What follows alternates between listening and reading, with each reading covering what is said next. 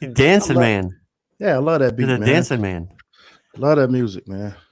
Good morning, everybody. Welcome Get, to get a the end gent. of February, the 26th, Saturday morning here at the Bottom Line Show.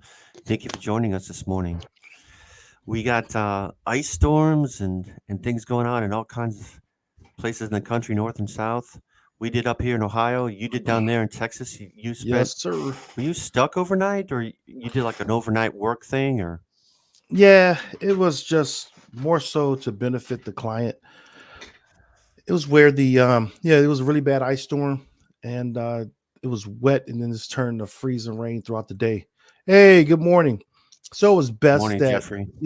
it was just best for the client because we knew a lot of people couldn't make it, and I think I was better prepped for the event Mm-hmm. than some of my coworkers. And so it was just best that so the company basically put me up for the night, so I could be there, a minute away, be there the next morning to accommodate, the client, which was really cool. It was just, I mean, literally, it's like a 1 minute to 2 minute drive from my office to the hotel. It literally took me like almost 10 minutes because of the ice. Wow. Okay. Yeah, it was that bad. Texas seems to have more of that nowadays. Um, Yeah, in the climate last change, couple of maybe. years, just the ice storms in Texas, the power Yeah. outages, or you didn't lose power, did you? No. My wife didn't mention anything about power loss. Whoa, Good. is that you or me? We had Who is that? there was a blip on the screen. I don't know what happened. Could be a Something's night playing in storm. the background. Yeah. No, something's playing in the You- background. I don't know. It's not me. Yeah, it might be me. I just don't know where it's coming from. Anyways, yeah, we had some flooding in the basement, so we had to take care of that yesterday and get in some big fans and a dehumidifier, tear up the carpet. Um, Yeah, the sub pump overflowed, so we had to get that fixed. So that's not right. fun. But hopefully, better times are ahead in the springtime. COVID's going away, Yeah. maybe not. You We'll see see. this? You see that comment by Donnelly?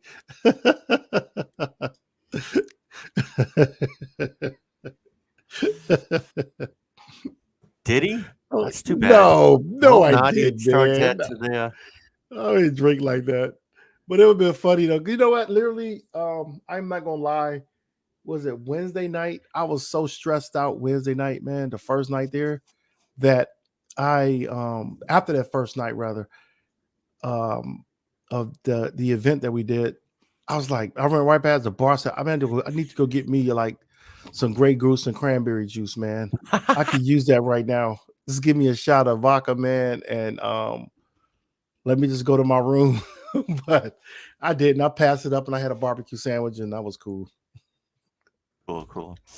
Brisket sandwich. Well, um, the big the big story that's dominating the news, of course, is the invasion of Ukraine. We're going to talk about that and dissect that, and we want to hear from you out there of your opinion about what's going on in the world. Um, First of all, though, we made a commitment to highlight Black History Month, and we want to be able to give you some insights into some of the people in that should be a part of the history books that we might not have heard about, might not have known. Um, the first person is Claudette Colvin that I have. The first person that I have is Claudette Right. Coleman. Now, who's Claudette? Mhm. So, Claudette was a 15-year-old young black woman in Alabama who, 9 months before Rosa Parks, refused to move to the back of the bus to give up her seat to a white person. The bus driver ordered her to give up. She refused to say she had been paid her fare, and it was her constitutional right. She was arrested. Um, Now, you said, Lamar, that she was pregnant at the time, and Yeah. because she wasn't the poster child for uh, as Rosa Parks turned out to be for the Yeah. civil rights movement, that she was pregnant. I don't know that she didn't fit the right I look or think I'm something. almost sure she was So pregnant, but she I was a don't know darker. that story. So She was a darker skin. You know, didn't come from the had all the background of a Rosa Parks.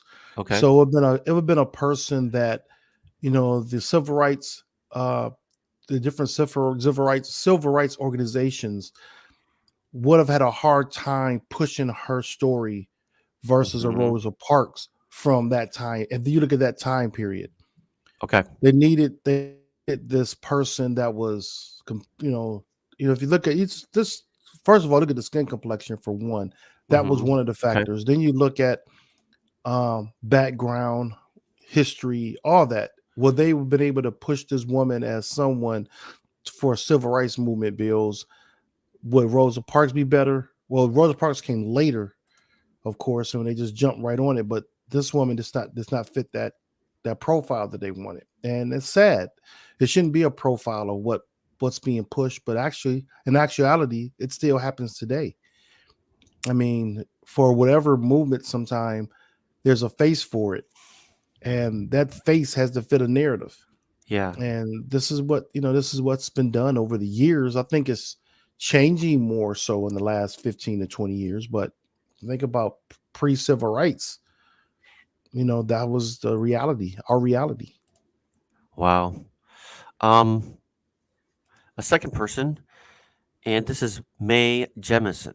Mae Jemison was the first African American woman who orbited into space aboard the space shuttle Yeah. Endeavour, 1992. Um, Mhm. her crew made 127 orbits around the Earth. They spent 8 days in space. She's also a physician, teacher, a Peace Corps volunteer, president of a tech company that shares her name, the Jemison Group. And Mhm. she continues to work towards the advancement of young women of color getting more involved in technology, engineering, and math careers. So she is somebody who is not only notable in history, but continues to make a difference. It would be F- good to see her more in the public eye, like video, like something media related. okay. Ever since she traveled into space, it would have been if she would have been more of a face on media Doing where doing interviews, something. people hmm can see who she was, and it's an inspiration for women. I mean, men get into the science and tech fields. Man, my face is like really rough looking today. In the tech fields, she is she's someone who would inspire young girls to get into that field. The science and technology Yes. field. Yes. Um, yeah, honestly, before I did some Google, I didn't know who she was. So, Right. um, yeah, if she did put herself more out there, maybe we would help young girls out there to realize their dreams and realize their potential. And then finally, we have Shirley Chisholm, at least for me. Finally, we have Shirley Chisholm. Many of you might know of her. She was the first African American woman elected to Congress, to the House of Representatives from New York. She Right. served from 69 to 83. Yeah. She was a founding member of the Congressional Black Caucus, and she was a Democratic presidential nominee. Um, Okay. so or I'm sorry, to run for the Democratic presidential nominee. She was not nominated, but she was in the primaries in 1972. So Kamala Harris paid her tribute during her presidential campaign, Yeah. and so that's how you might have heard of her recently. So People might not have think about that's another inspiration piece right there. I mean, I've heard of Shirley Chisholm for a long time, and I actually, if you look at old shows like the Jeffersons, Sanford and Son, they mhm. mention Shirley Chisholm in their shows. They talk about her. They Okay, mention the name Shirley Chisholm. okay. Or there was a comment, or there's a phrases that may use her name in it. I used to watch those shows, but I don't remember that. But that's not surprising Yeah. that I don't remember. So. No, we have a from the 19th century of someone that you may or may not have heard about. So Bass Reeves, you want to take it, Lamar? Oh yeah, Bass Reeves. He was. If you look at the new movie that came out recently, The Harder They Fall, the sheriff in that movie was Bass Reeves, and he's known as a bounty hunter. That became known as a legendary, um, almost like a vigilante type um, uh, person who went out after criminals. He became quite famous, but he was born into slavery in 1838, and he ended up knocking out his enslaver during a card fight. I mean, a card game.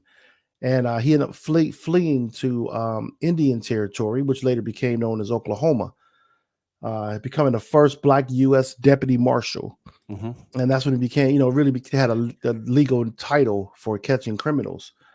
And he was a deputy marshal. He's arrested over 3,000 fugitives during his career in the nation's most deadly regime back then. He had a 30-year career. In 1907, he died at 72 years of age, and he had been instrumental in sharing his remarkable story with a new generation of fans. Different movies have been, coming out on like streaming services about Bass Reeves. But there's a book written by Pickett. He's the guy that plays one of the surgeons on Grey's Anatomy. Yeah. The We have a elder video gentleman. about that. Should we look at that? Yeah, we got a video. Let's go ahead and play that video right there. Wait, go ahead and play that video.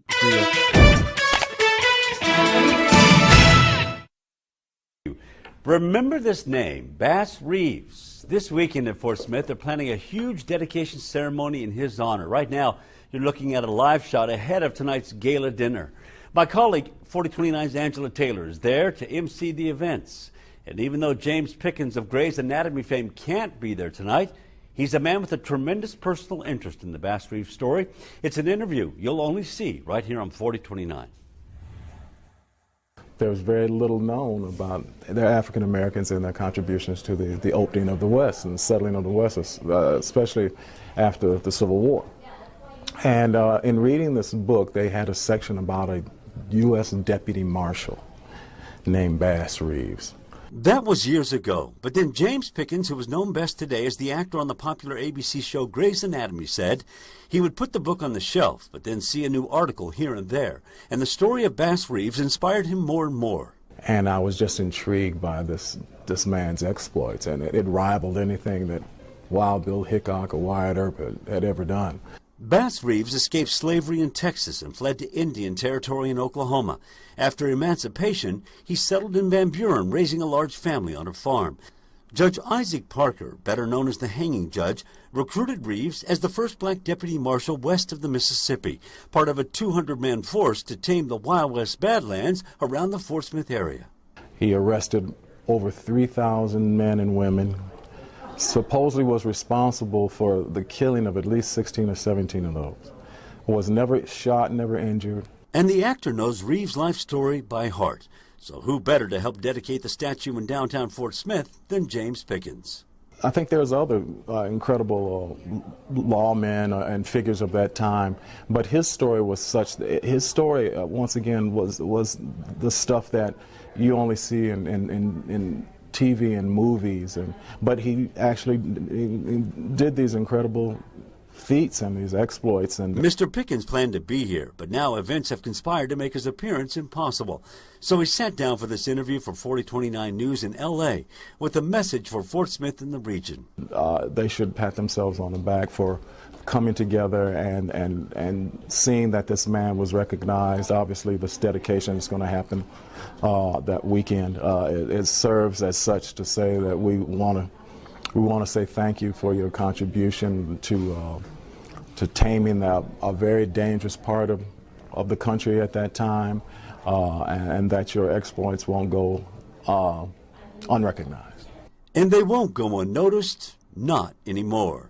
The Bass Reeves statue will be center stage in downtown Fort Smith, and the U.S. Marshals Museum will soon be nearby on the river, the very same river Bass Reeves traveled across many, many times to make his dangerous arrests. The more I learned about him, quite a man. You can go to 4029tv.com for a link to the complete list of events this weekend. Angela Taylor, as I mentioned, will be emceeing tonight's gala and the memorial tomorrow morning. Yeah, that was an older. Pretty cool. That was an older video. That was a couple years back. But yeah, that's the Is history of Fort Bass Reeves. Smith in Arkansas? I believe What's it's in that? Arkansas. Fort Smith. Okay, Is that in Arkansas? I'm not sure.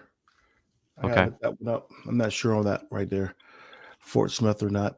And I think I had the last story I was going to do. Yeah, Was on, it's in Arkansas. It's in Arkansas. That's what that's where it's at. the local news channel was. Yeah.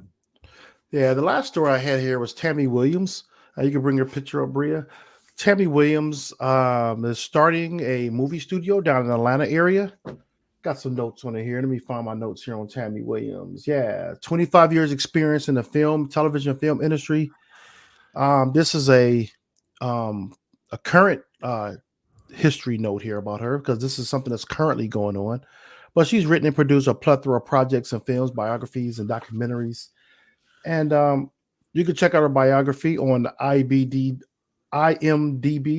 online. Shows you all your credits as somebody that's in the arts. And she owns her production company called Tammy Deal Film. It started out in 2016. She's the first Black woman to own a $135 million studio post-production facility. It's going to be housed down in Atlanta, Georgia. She has a business partner named Gary Goudry. He's an investor and CEO of G Square Events and Black Promoters Collective. They founded a company called Cinema South Studios. The studio will occupy 60 acres and intends to have 11 sound stages, a back lot, a prop house, a wardrobe, and rental facility, a lighting grip rental house. And she aims to house two sound stages operated by the first quarter of 2023. So I didn't realize that. You can take the picture down, Bria. I didn't realize that Tyler Perry had the largest film studio in the country. I didn't realize that. I knew it was big. I knew he occupied a lot of space in the Atlanta area, but I didn't realize it was the biggest in the country or largest in the country. There's a lot of films that get produced in Atlanta nowadays. All the Marvel stuff is there. Yeah, Or a lot of it is. So yeah, cheaper to make the movies there. And Tammy's going to have, I think, the second largest studio.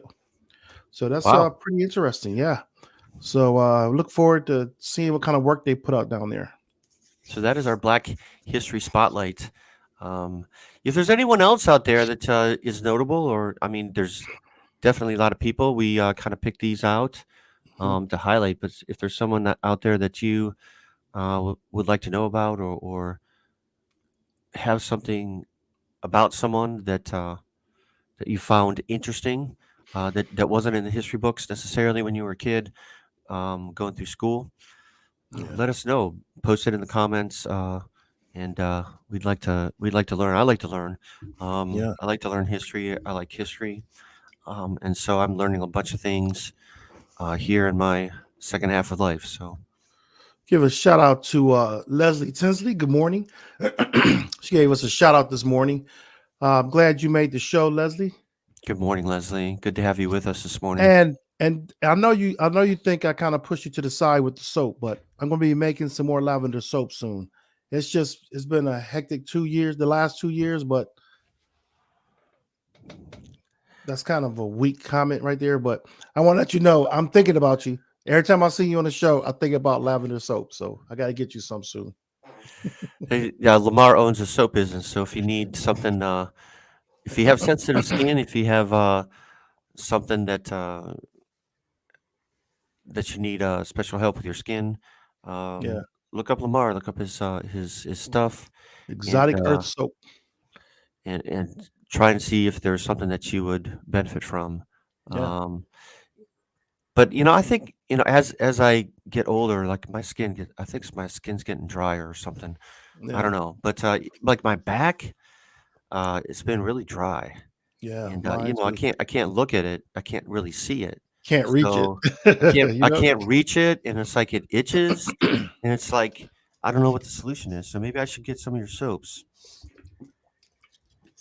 Yeah, I have all natural oils in my soap. Plant oils, yeah.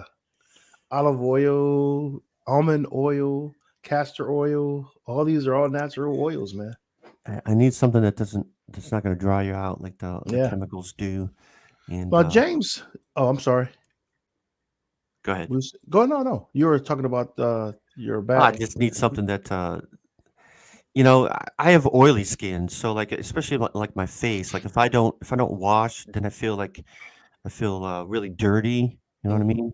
Yeah. So I think I overdo it, like with the soap, and so like Mm. my skin gets drier. I don't know. Well, You don't. actually, No one wants to know all that about me. yeah, but most soaps that you buy in the store does dry your skin out. And then there's a cultural difference too. I mean, most black people have um, drier skin, and more white people have oilier skin. It's just a biological makeup of our bodies, and it's something that we've always known. If you ask any black person who's like from our generation and older, what did their mother put on their face in the wintertime? Everyone's going to tell you Vaseline. Yeah. Yep. It's just that's what we did. We wear chapstick all the time. A lot of us will Oh have man, Carmax. we wore out the Vaseline bottle at our house. It's like So you little guys cracks, like little cracks in your hands and stuff like that. You put Vaseline all over. It's just see, we used it. I mean, not only for on your that, but we lips, used it. nose, whatever. We used it for that, but we use it also for because it was dry. It's like a protectant for your face, but it's also because it's dry. I mean, we always had some type of oil throughout the year for our bodies. Mm-hmm. Our hair dries out. That's why you have oil in your hair. You use some type of grease or gel or something for your hair, not just for styling, but because it keeps your scalp moist. Our producer wants us to move on from our faces. Oh, okay. I mean, So check this out. Go back to. Oh, okay. Bria put the link up. Thank you, Bria. Did you put that comment back up by James Berry? We were talking about Black History spotlights, and I was going to make a comment about this, and we've talked about this several times. In my opinion, I know this is going off a little bit from what I do this every week. Something catches my attention, and sometimes you got to put things in perspective. Most facts about history I found out after high school. Mm-hmm. The thing about it is that the reason most kids now are finding about history while they're in school due to social media and the ability now, because in the palm of their hands, they can search any content. That's making it hard for a lot of parents right now with conversations about these Black history facts. And you think about it, that even when all the laws come out now, all these different laws about education and, what you can't talk about in these sensitive topics, these kids are finding these out. Like we just talked about Bass Reeves, right? And like I said, he's the story. He's the myth. The myth of or Long Ranger is the mythological story of Bass Reeves. See, I just found that out today. I didn't know that. Okay, so you as a child, so let me look this up. You're watching our show. You said, let me look this up. Let me look up Bass Reeves. Let's look up Shirley Chisholm. Wow, Shirley Chisholm was the first black woman to run for president or to be nominated by a party. Why didn't we know about this? Let's talk about the first lady the black woman astronaut. Why didn't we know about this? These are stories that keep coming up, and these kids now have the ability to research it. And so that causes problems, because then when you get back into the slavery days and all that stuff and Jim Crow and all those conversations, it make people so uncomfortable. Yeah. And I'm not sure if we talked about this before or not, but we were talking about this at work one day, and I was talking to one of my coworkers. I said, people are uncomfortable about a lot of these history facts. Can you imagine, like, how old is your dad, Darren? 82 now. He just turned 82. 82. Now he lived through some of the Jim Crow eras and the pre-civil rights era, right? Yes. At 82 years old. He grew up in Eastern Ohio, a place called Salem, if you're familiar. Yeah. So I'm at this and this is hypothetical, no like direct aim at you. So say your daughter goes to your dad and like, Dad, Since this happened during the Jim Crow era, you was alive. Do you know anybody that did these things to black people? That would be an uncomfortable conversation, wouldn't it? Oh, yes, yes, yes. And then his dad, well, your dad said, well, no, I don't. Well, Dad, what about your dad? What about great grandpa? Could he have done some of Probably. these things, or did he know some of these things? That conversation is what families don't want to talk about, No. because You know, it's those are the conversations that, whether a person did or did not, is something that needs to be had in our families, because we talk about these things from the other perspective. What happened to people? Do you know the discrimination that happened? And now these kids have the access to the palm of their hands to research facts, not only in their town, but they can research last names. They can do some yeah, genealogy stuff that yeah. we didn't have access to when we were growing up. You know, I will say this about my particular family, not Yeah. that I think is relevant. Like I think a lot of times in people's families, they take things for granted. In other words, they don't have these kinds of conversations because, I mean, just recently, I thought to ask my daughter, "What is it that you learned in high school history?" Yeah. Because if your kids have good grades, then you might not be, you're not worried about it as much. So you're not like, Mm, and she has good grades. So honestly, I don't keep abreast as she's gotten older. I don't keep abreast as to what exactly they study. But, in our 10th grade history, they barely got into the 20th century. So yeah. that tells you right there, a lot of these things are not going to be taught. And so I think that I would like to see a revamp of history teaching in this country where more history is taught. More history is taught. We don't, um, you know, the famous quote is if we're doomed to repeat ourselves historically unless we Yeah. learn about it. Well, we're not learning about it, and so we're doomed to repeat these kinds of same things, I think. Yeah. Um, Yeah, definitely. I mean, that's how you block out. That's how you by closing these conversations off and these subjects off, you are now going to start having a generation of kids who don't know. yeah. And how many things are going to be blocked from social media Hmm. as the government get more control of what happens on social media, you know? Yeah. You know, I and this is to bounce off Leanne's point. Her parents are around 70, mine around 80. They grew up in a place that was kind of my my dad. You mentioned my dad. My dad probably didn't come into contact with any minority until he went into the army. Yeah. And he did that in his young 20s. So uh, these things like segregation, Jim Crow, probably uh, just went right over his head until he was in his 20s. He went to college. Then he probably met minorities when he went into the army. Then he met Yeah. minorities for the first time. So Yeah. all these things would have been right over his head. And I'll give my parents credit; they've evolved considerably over the years. I can Yeah. remember comments made to me when I was a teenager that raised my eyebrows, like, "Oh my God, did my mom really say that?" kind of thing. Yeah. And nowadays they would never think to say that, and Yeah.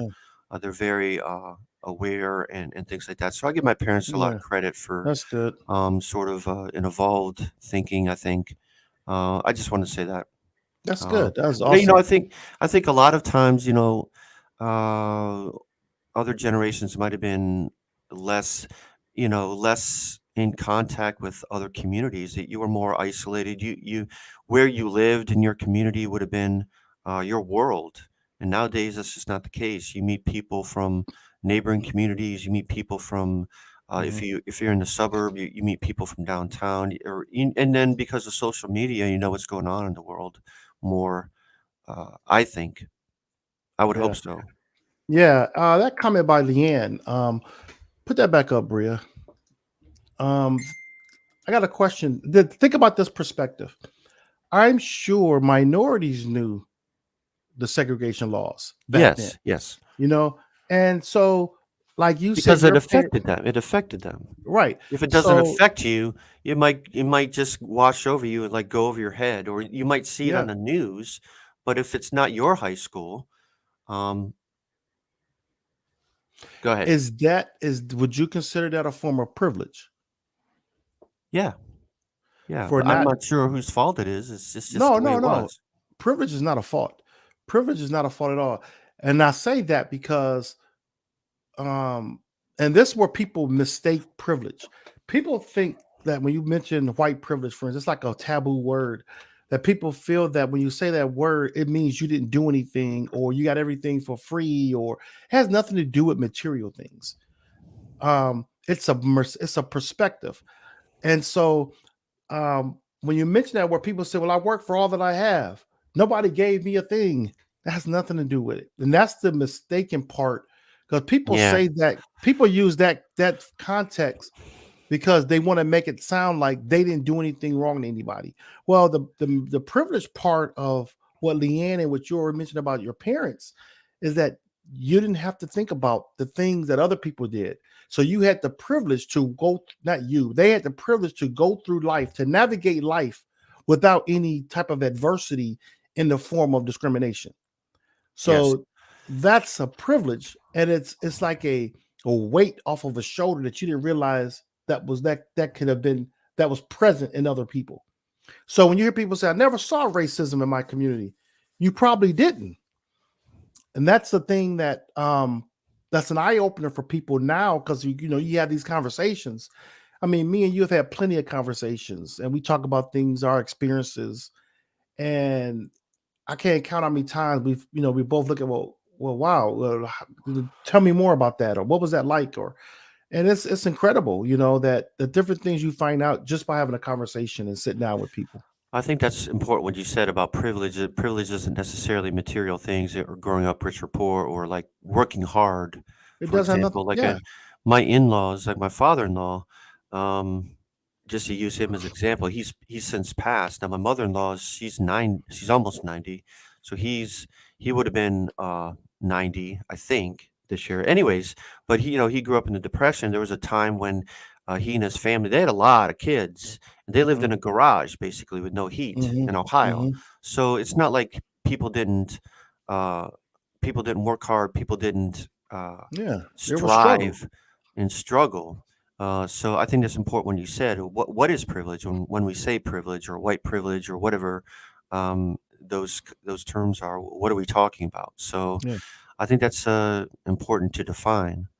I mean, I I've think I had think you, privilege. and I think you said it pretty well. It's something that if you didn't have to deal with racism, Yeah. that's a burden that you didn't grow up with. Yeah. So I mean, there's privileges that I've had that other people didn't have. I mean, it's a it's something that you don't think about, which is a privilege. You don't have to worry about certain things.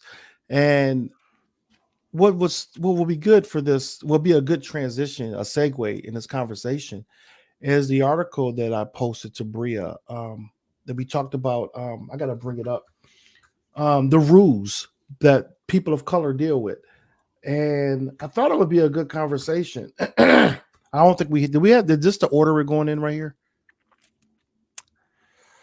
it might. I mean, this would be. Let's go ahead and we'll have time for Ukraine Yeah, soon. I thought it would be a good conversation Let's because go. Let's go we to this. segue into that. We Let's went go into to it without this. knowing. This is a good transition. Let's go to this.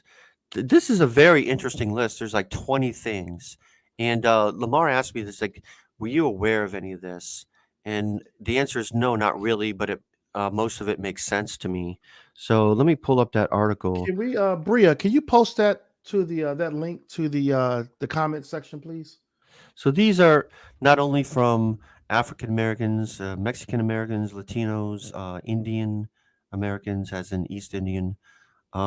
Here's one of them. I'm a Mexican American woman. I always make sure I have my receipt at hand when leaving a store. The number of times I've been stopped and asked for a receipt. I So do that regularly. is that something that you get stopped for? Now, one time I can recall one time when I went to a gas station and I was I was pulled over by the police and they said, "Did you pay for that gas?" And because I decided to print out the receipt, this is, I don't know, 7, 8 years ago. Yeah. I did have a receipt, Hmm. but I can remember one time being asked for a receipt. That's it. Sundown No. towns, is that Well, still no, a no, thing? go. Let's go back. Let's go back. You're going too Okay, okay. fast. Let's go back. The receipt thing. Yeah, like at Walmart. You always have that guy to check those people at the front that's checking receipts. If I walk out of Walmart without a bag, or Lowe's or Home Depot without a bag, it's a self-conscious thing that I have to have my receipt out so it doesn't look like I'm stealing. Wow. It's a self-conscious thing that comes upon me. I mean, I don't just walk out the store knowing I paid for it. Let's just walk out. I always think, or if I have like 3 bags and one thing that's not in a bag, like it's times where I've had everything in one hand and one thing was out of the bag, but I still had it in that same hand with Okay. like 2 or 3 bags. Something was a loose item. I'll go switch the item into the other hand so it's out in the open. I mean, I'm 52 years old. I still do this. And the receipt, when I walk past the Walmart guy, I just put the receipt up as I'm walking by, Okay. just to say, leave me the heck alone. Don't bother me right now. Or in Best Buy or something. Yeah. I But mean, literally. This is those of you that are on a computer or something that can click on the comments here. If you click on this, it'll give you this list. I thought this was very fascinating, actually. This list here. Here's 2 things about a guy that lives in Louisiana, and the question is, do they still have sundown towns? Well, not officially, but Yeah. he makes sure that he has a full tank of gas so he doesn't have to stop. Yeah. Here's another black person. No matter how cold or windy it is, my hood stays off. Speaking of in the wintertime, think about that. Is that something that you have to deal with as a white person? No, I'll put my hood up. I'll put like earmuffs or a hat on or whatever. Yeah, I don't worry about if that it's as much. freezing cold, I don't care. I think that doesn't bother me as much because the hoodie issue came out, during my kids' generation where the hoodie was looked at as a negative. Hmm. I didn't have that issue as much growing up that a hoodie was looked at as negative. That's in Okay. that's the Trayvon Martin era. After Trayvon Martin, that's when the stereotype of hoodies became an issue. Hmm. But I have one here for you though. As a black woman, I usually keep my college jacket in the car. If I have to go to the emergency room, I receive better treatment if the doctors see that I have a higher education. I never looked at it that way. I get it. I mean, I've had my own experiences. My own experiences with going to the doctor's office since I've been here. I'll go to the like if I'm off work and go to the doctor's office, I might wear a pair of jeans or a t-shirt or something and go to the Okay. doctor's office. I go to the doctor's office now either after work with my dress clothes on and a suit, Okay. or sometimes I'll go. What was that? My phone, my computer cracks. My It's computer giving you just pop-up started ads making or all this something. noise for some reason. So you believe that if you showed up in your work clothes, have you noticed a difference? Is my question. Have you One noticed a difference second, I in gotta what you mute these wear? things. What was that? One more time. My computer just started playing a random Have you video. noticed a difference when you show up in nice clothes to the doctor's office in the way you're treated? Yeah, I mean, and I look at it not just. I mean, my doctors. I've never been mistreated by my doctors, Okay. but I've been taken more seriously in my conversation when I'm dressed. Interesting. When I'm dressed better. It's more about seriousness. It's about this is about business, and so I've done that since I've been in Texas more so than ever before in my life because I've noticed more. I've been more alert and heightened to doctors not taking my situation clearly to where I had to go be an advocate for my own health, seek out the doctors I want, ask the questions that I want, and recommend the testing that I think I need. Okay. Where in the past, it was kind of like, well, we'll go through this process. If I'm better dressed, it seemed like I'm taking more seriously. That goes for really anything. There is a discrepancy in the results of healthcare on minorities. I know that there was during COVID. I think it was about a year ago. I saw an article where an African American woman doctor had COVID, and she was receiving she felt inadequate treatment in the emergency room, and there was some statistics thrown around about uh, the kind of response you get in Yeah. healthcare, based on you know afterwards, is this person cured, is this person well taken care of, and do they have Yeah. better results in their health. um, Middle Eastern people have a lot to say in this. Here's number 4. As a Middle Eastern man, I make sure to shave, dress professionally when I go to the airport. There's Yeah. also something about not speaking your native language. Yeah. Okay. That's a good Um, conversation too. The native language one. We just had this at work talking about that. You were going to say something about it? no, go ahead. I was going to move on to No, something else. no, the language thing. Um, do you feel uncomfortable when you hear people speaking in a language that you don't know? I don't personally, but I know I'm different, but I don't personally. We spent 4 or 5 years in California, and there's a lot of people a lot of diverse people. So it was not unusual to go to the gas station or store or Yeah. wherever people are talking something not just not just Spanish. It was all kinds of things. Right. That didn't bother me. I kind of actually enjoyed being in a diverse place. I didn't feel unsafe Yeah. at all.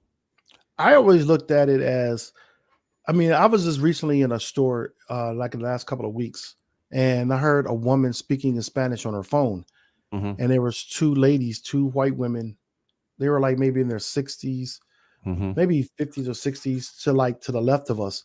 So we were in I think it was Canned Good Owl or something, and no, it was the baking aisle. I was looking for olive oil, and Hmm. she's talking on her phone in Spanish, and these two ladies was saying that is so annoying when they're just speaking Yeah, I in their language. And I'm like, and I looked at the ladies. This is exactly what I told her. I said, Oh, you confronted them? I wanna hear yeah, well, this. not really confront them. I was like, wow, I wish I knew Spanish.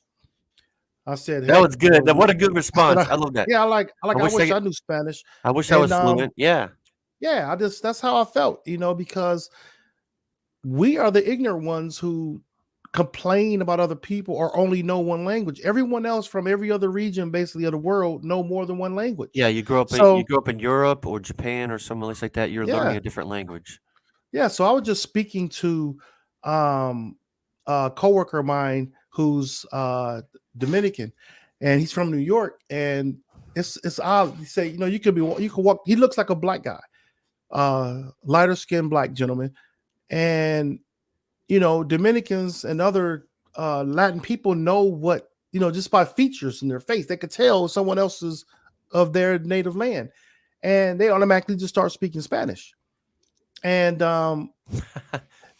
Actually, said his friends, sometimes there's people from Central America that are not primarily Spanish speaking, but go ahead. right?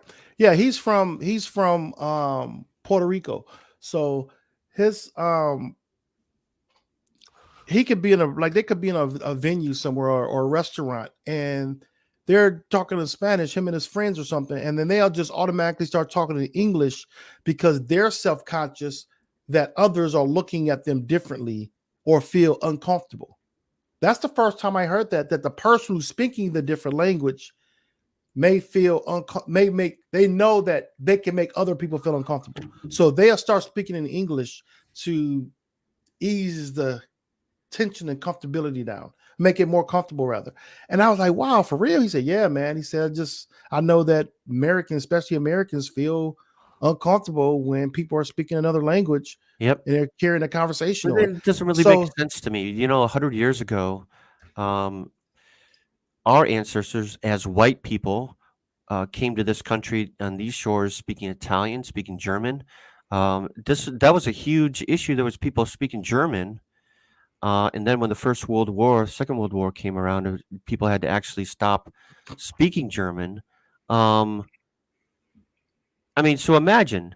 So when your great grandparents came to this country, they probably weren't speaking English, and yet you're right. going to be criticizing other people because they're first generation. They're speaking something else in the Yeah. store. I mean, what does it bother? I don't understand why would it bother you at all? I Because don't they're understand nosy. that. They're I don't nosy. understand that. I Karens don't are get it. nosy. Karen wants to be in everybody's business. So Bria has some interesting observations in her work life. She was doing, I don't know if she feels comfortable coming on, but she was reprimanded at work for checking a customer for being racist. Can you tell us a story then, Bria? Oh, You're muted. Yeah, it was in like 2017. I was working at PNC, and I was a representative, a customer service representative, and a woman came on the phone, and I think she said something about the Spanish option. She's like, I'm tired of calling in, and can you talk to your managers and have them remove the Spanish option, like for the Spanish language option when you press the numbers when you call in. And I said, I don't know. I don't think I should do that. And so, I'm like, how can I help you today? And she said, oh my gosh, what did she say? She said, it's just not fair. Like my people have been here for something. And then I said, well, your people weren't the first people here. So I'm not sure. There are other, languages that are, spoken here. It's, I'm sure wherever you came from, there was a different language being spoken at that time too. Wow. Something like that, Wow. to that effect. Yeah.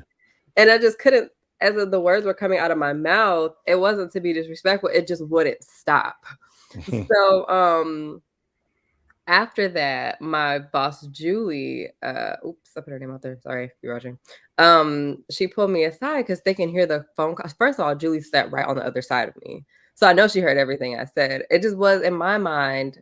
I don't know if that's exactly what I said, but she was the woman on the other line was like, oh, like she was just appalled. And then I just quickly was just like, okay, is there anything else I can help you with? And she said no, and she hung up.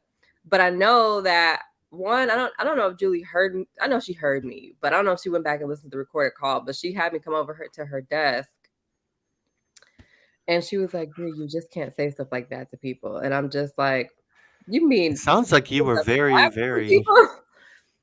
I was just like, you were very gracious to her, actually. Yeah.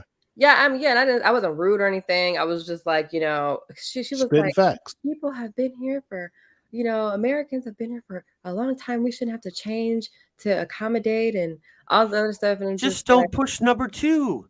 yeah, Don't use number 2 for the Spanish option. but that it used to happen all the time. Was like people really did accidentally hit the Spanish option because they just thought they just knew what they were doing. So they just pressed it before hearing it, and they would get transferred into like my coworker who's like right next to me, who was a bilingual person. She's bilingual languages, so she spoke Spanish and she spoke English. So sometimes her calls that were supposed to go to English went to her because they pressed the wrong button. But either way. What I said to her wasn't rude. It just wasn't what she liked. And I guess Julie felt the same way. And I told Julie, I didn't apologize. It was just like, well, did you hear what she was saying? She's like, some people are just ignorant. And I'm just like, well, I'm not going to be ignorant. Like, why would I let her leave the conversation still ignorant? Right. Wow. Long story short, I quit there a few months later, so it doesn't matter. Yeah. Right. Well, thank you for sharing. That's what do you think about privilege? What do you think about scanning the room when you go to a place, when you go somewhere? Do you scan the room? Yeah. Scan the room to see if you see anybody else look like you in the restaurant. Do you do that, Bria? Yeah. My doctor's office, she's in Olathe, Kansas, and there's no Black people. When I was like 8 months pregnant, I saw another Black woman in there, and it was amazing because we like locked eyes immediately and we did like a little head nod. Right. Wow. That's our communication. Wow. Hey sis, how you doing? Good to see you. Yeah, that's what we do, man. It's so like you do that too, Lamar? You're like anywhere?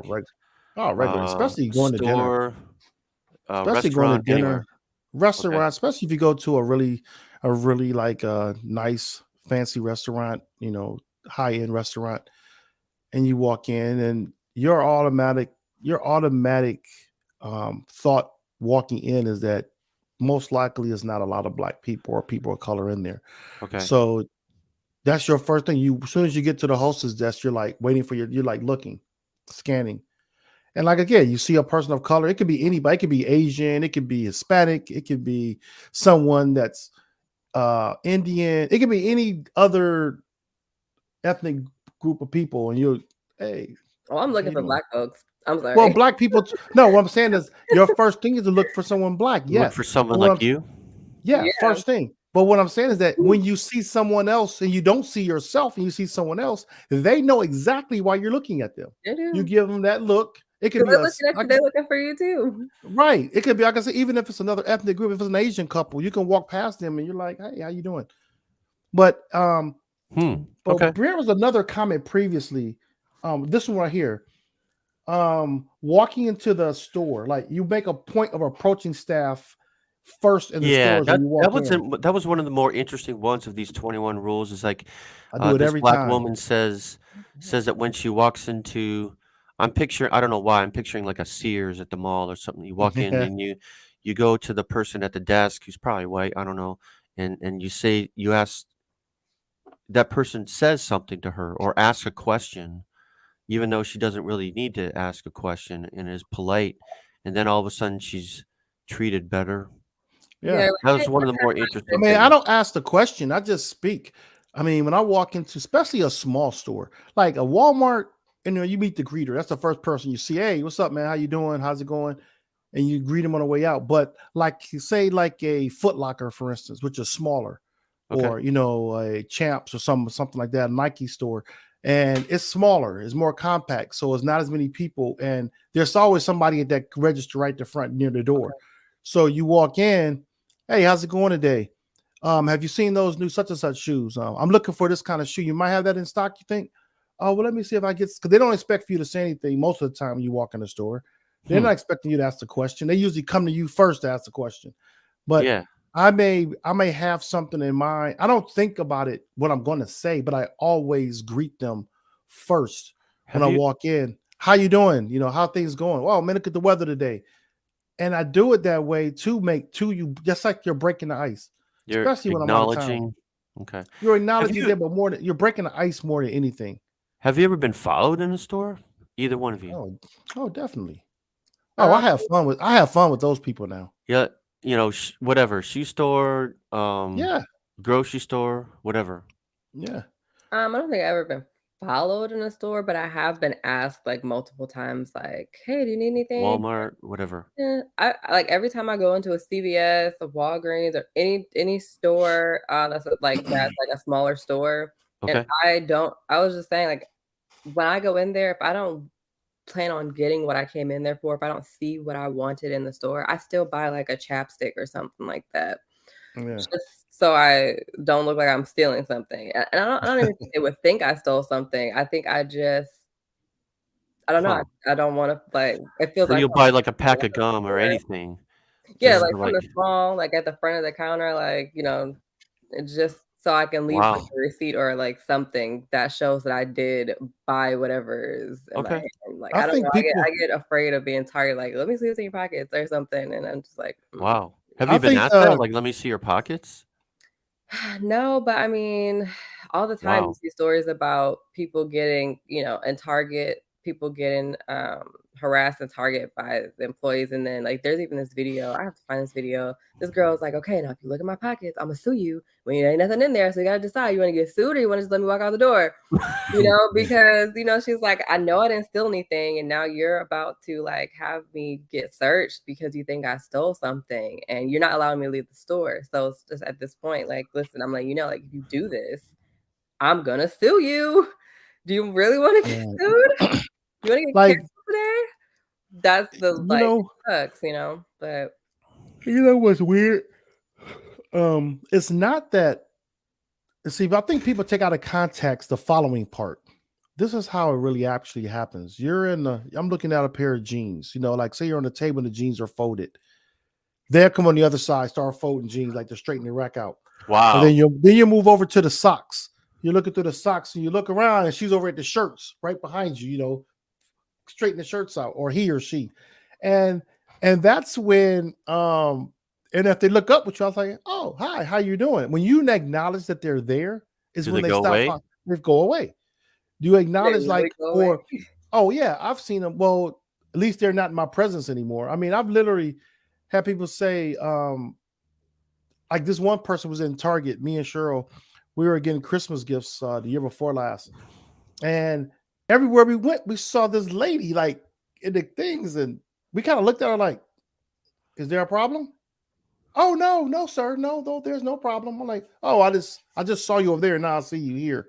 And it's Wow. like, and Cheryl just told me, she mentioned like this is like last week. Somebody was following her in a clothing store one day, and she's the type of person that will go in and she loves to just look at clothes and shop. She doesn't even have to buy anything. She'll spend an hour going from, and I think now she'll do it just to annoy people, because they're like looking at her, and she's like, Wow. she'll go try on clothes and she'll You put know, them back in a red, but she really likes clothes. And so she's looking for different outfits, and she's a bargain hunter. So if she finds something she likes, she'll buy it. But if not, she's steady looking for more things in that store. And if she doesn't see what she wants, she'll finally leave. But I know it's like people wonder, like, why she keep trying on these clothes? Why she keep trying, like, mind your business. But this is a question, Darren. What are some rules that white people follow that we don't know about? There got to be something, man. Come on, we're not the only ones that walk around here with rules now. Dad, I don't think there are rules. I know. I really don't. We got to think about it. Yeah, I got to think about it. Though. And I say that I'm sure there is, but I'd have to think about it. I'm sure there are, because it may not be many, but it has. I'm thinking about, like, how do you feel when you're the minority in a setting? Have you been in a minority in a setting before? Yes. And what was your conscious feelings prior to or when you got there that you probably don't normally feel? Well, I tell you, in my 20s, I was good friends with a pair of African American guys who were older than me, because I worked for them as their personal care assistant. Mm-hmm. So, I'd come in like in a weeknight or Saturday morning and get him out of bed, right? Because he's quadriplegic. But we would go out a lot sometimes to places. So they would take me to places where a bar that's all African American, all black people. And I felt good because I was with them. I was with friends. And I think if I wasn't with them, I'd feel completely different.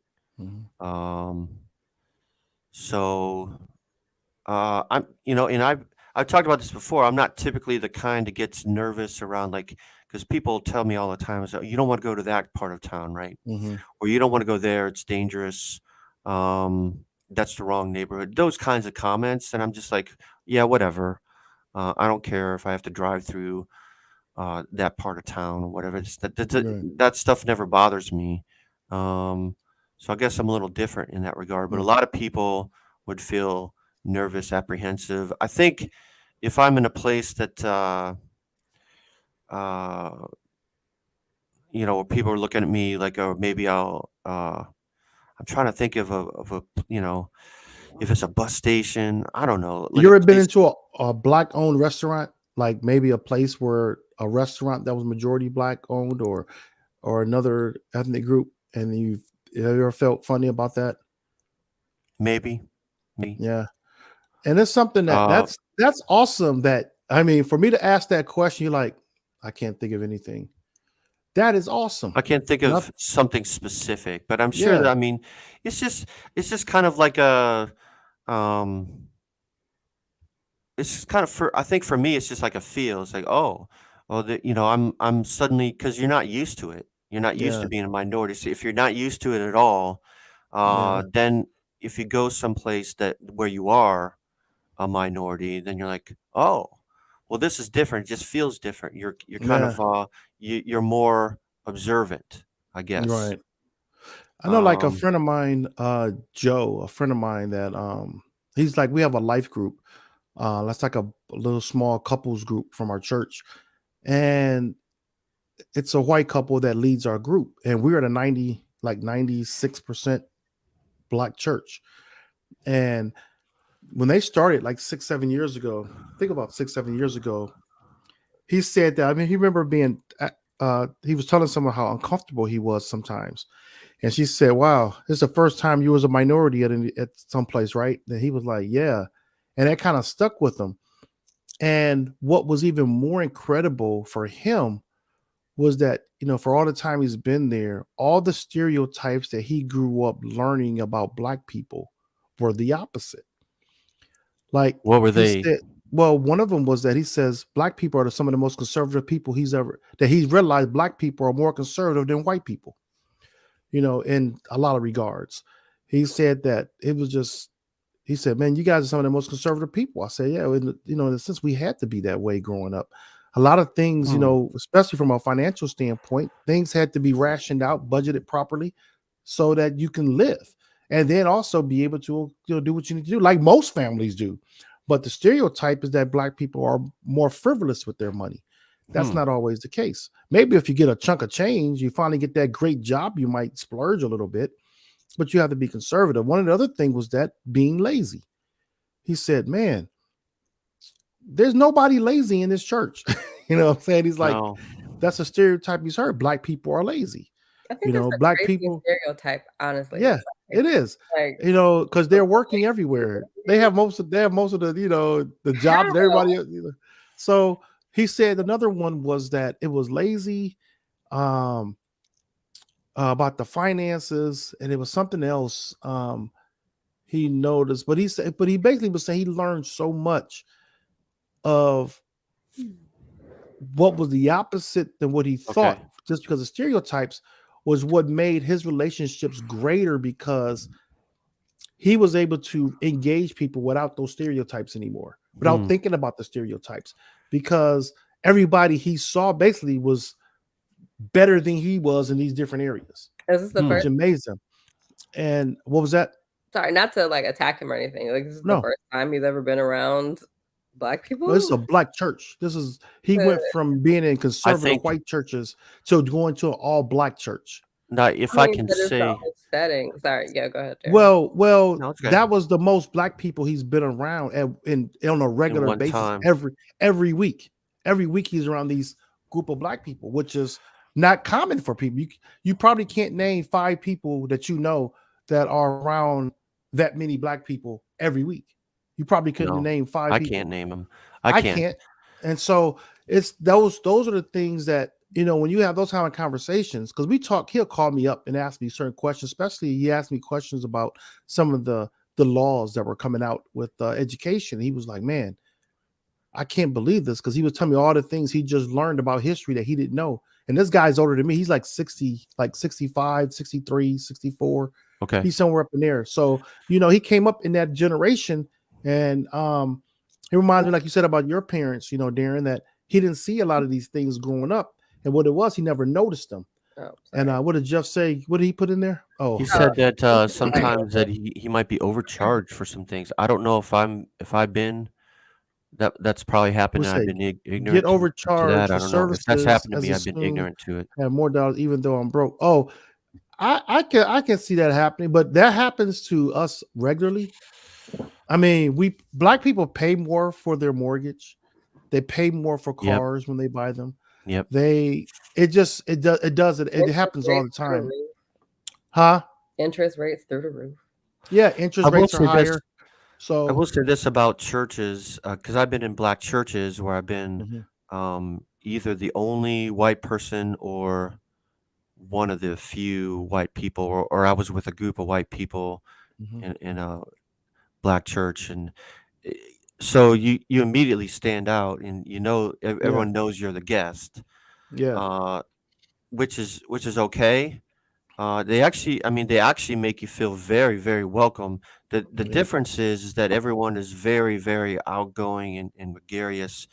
Most of the time in white churches, people keep to themselves. It's the opposite in Black in African American churches, in my experience. Like I went by myself to a church in South Chicago, and it's a big church. It was a Wednesday night like prayer service, and so there must have been 60 people there. It was in a chapel, and I was the only white person, and I didn't know anybody, and I was made to feel welcome, and I didn't feel uncomfortable. they're very but they'll lay hands on you and pray for you and all, and I'm not used to that. So there's a lot of cultural things that you're Yeah. like, oh, wow, this is cool. To me, it was cool to see that. Yeah. To a lot of people might be like uncomfortable, but I George and think I I went think this was. Oh, what were you saying, Bree? George and I went to we live in Lee Summit, Missouri. Well, we were living in Lee Summit, Missouri at the time. And the time we just had Logan, our oldest daughter, and okay. we went to a few white churches out there, and every church that we had How gone did it? to were What was your experience? I'm just curious. yeah, it was really friendly. Like they were like, "Come on in." Like one time we even That's let good. That's them good. go That's to the great. nursery, which I Uh-huh. was terrified about because I had this thing about hair. I'm really like I don't know. I just have I'm touchy about hair. I'm really specific about who I let even watch Logan because I don't want to subject her to like petting, like people touching her hair because it looks different or like, you know, and that's happened a few times since she's been a baby. So I just it's happened to me throughout my life and then now it's happening to her. I don't like it. We're not animals. I don't like to be petted or whatever. So whenever we go somewhere and it's like a place where we can put Logan in a nursery or put Fallon in the nursery, I just don't. Huh. Because most likely Okay. they'll be the only Black kids in the nursery. Okay. So, but we actually let her go to the nursery and everything, and it was like really nice. And they have this little app on your phone where you can see what's going on in the nursery, and like Wow. they were like, "Come on, sit down. We got a seat for you." They were really welcoming, and I actually would go back to the churches that we were in that we visited in Lee Summit. But there's one church in specific that I cannot remember the name of that I will for sure go back to because I also like the message. Yeah. So Okay. it's been 2 years though since we've actually been in church in person Yeah. because of the pandemic. So we'll probably have Yeah. to go back to visiting because our church that we I guess sort of committed to is Mm-hmm. an all Mm-hmm. Black church, but it's just so far away from us that we just Okay. can't probably make that trip every Yeah. time. I want to. But So if anybody else Leanne out has there, go ahead. talks about credit scores, mortgages, things like that, who Yeah. are Um, systematically racist. That's a big topic. wow, good point. Very good Yeah. point, Leanne. I really want to know that if I can find, if anybody out there can tell me a rule that they have when they, Yes, I want to know. I want to know a white person's rule for just life that they kind of stand by. I'm just curious if there are there any. I would love to hear them because I know what the people of color rules are I because don't think most there of them, is. and I think You I know, mean, I say that because some people grew up differently. Some people might have grew up in an all Black neighborhood, or some people might have grew up in an all Hispanic neighborhood, and there were things that they got accustomed to that was different, or but I there would was really love rules to starting talk out. to a Hispanic American about some of this stuff because there's a lot of Yeah, things in there. the one that hit me with Carrying your ID all the the yeah, time, having that ready to go. Oh, I'm here legally, that kind of thing. yeah, So you had me I'm scared sure. in Texas when I didn't have my ID. Yeah, He was like, "Bree, but find your ID. They gonna get you a I ain't want my baby to get shipped away, or I want her to they take her across the border or something. in the You world." know, But that was like I in the know wow, height. people though that That really was height. do that.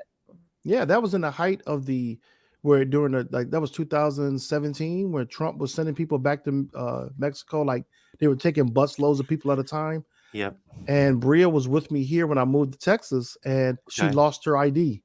okay. And I didn't so bring it. how was she? And she was going to fly back home, so we knew that there was going to be a Oh, problem. Her trying to fly back, huh? I don't think I brought it. Something happened. I Something. thought no, you had it. You missed because you had to have it to drive. Oh, I had you drive. right. You helped me drive. Okay. So you misplaced it while we were in hotels or something. But so we're trying to figure out what we're going to do. So we took her to the DMV to get to get a Texas license because she was considering moving here really? anyway because she wanted to move to Texas. Okay. And at that time it was a lot of immigrants that were here because everybody was scared they needed to get their IDs. The line was wrapped around the building like 2 times. It was Wow. this was like 8 a.m. It was crazy. So Bria That's went on to the crazy. airport and went through she went through that long, lengthy TSA check. That was the most embarrassing. You got pulled aside? Yeah, you have to, because so You have to, no basically, ID. I had my birth certificate. Like, my grandparents FedExed me my birth certificate, and I was never gonna get home. But they wanted a photo ID then. They wanted, so what they did was they had my birth certificate and then also my social security card. And then they just like checked my bags and stuff like that. But they also did like the patent frisk search thing. And because they don't actually, they give you the option to go into a private room, but they don't tell you what's going to happen. So you just kind of be like, oh, I guess I don't need to go into a private room. Then I look like a criminal. So they do the whole test thing, and it's just, or they do the whole frisk and patent search thing, and it's actually a really embarrassing like Yeah. process, to be honest. And I used to Yeah. think back in the day there was I don't know if you guys know who Angela Wright is. She was a Yeah. commentator, Yeah. but she was Yeah. there was a story about her where she was really upset about the way she was pulled to the side and frisked. They really did violate her personal space. And the same thing happened to me. I thought she was being dramatic a little bit, but after going through the process, I was like, I totally feel her, because as a woman, nobody wants to Interesting. be looked at like that, in front of He- a group of people. Well, Leanne brings up a good point about being a woman. Women have different Yeah. rules, and even at the age of 50, and a friend told me this just this week. She said that um, she doesn't go some places alone. She would never go into a bar alone. Even around here, as a white woman, even though everyone around her is going to be white, she still wouldn't go into a bar without her husband, Right. or her brother, or someone like that. And I was like, really? Yeah, I don't. She doesn't feel independent enough or safe enough. She doesn't feel safe enough to do that. And so it was like, wow, I never really thought about that. So that's Being a woman is a something to different think ballgame. about. Being a woman is a different ballgame. I gotta say, Yeah. like, Yeah. And that goes probably for all women, though. All Some of these women. rules, right? Yeah. yeah, I can think of offhand like some rules that she's probably thinking of. Yeah. So I don't What, like, don't be too flirtatious, watch what you wear wear, certain or clothes. Don't, make sure your, skirt or dress is a certain length, or something to do with the way we dress or the way we behave in public. okay. Something about the rules, I'm sure, as a woman, have to do with accommodating men or making men feel comfortable and we leave the house, or anything that happens to us is our fault, basically. You know what's interesting? When you hear Not sure, Leanne, companies, I'm just general. I don't know if that's what you're talking about, but if you are, well, I when beg you your- hear when you hear organizations talk about like diversity and inclusion and all that, and there's you hear like a person's, the whoever's leading the event talk about more, like if it's a person, a white person talking about how the company needs to be more welcoming and opportunities for other people, different minority groups. And they'll say, like, they'll ask questions like to the audience, like, what do you think we should do better? They like have these conversations, but they never talk about what the problem is.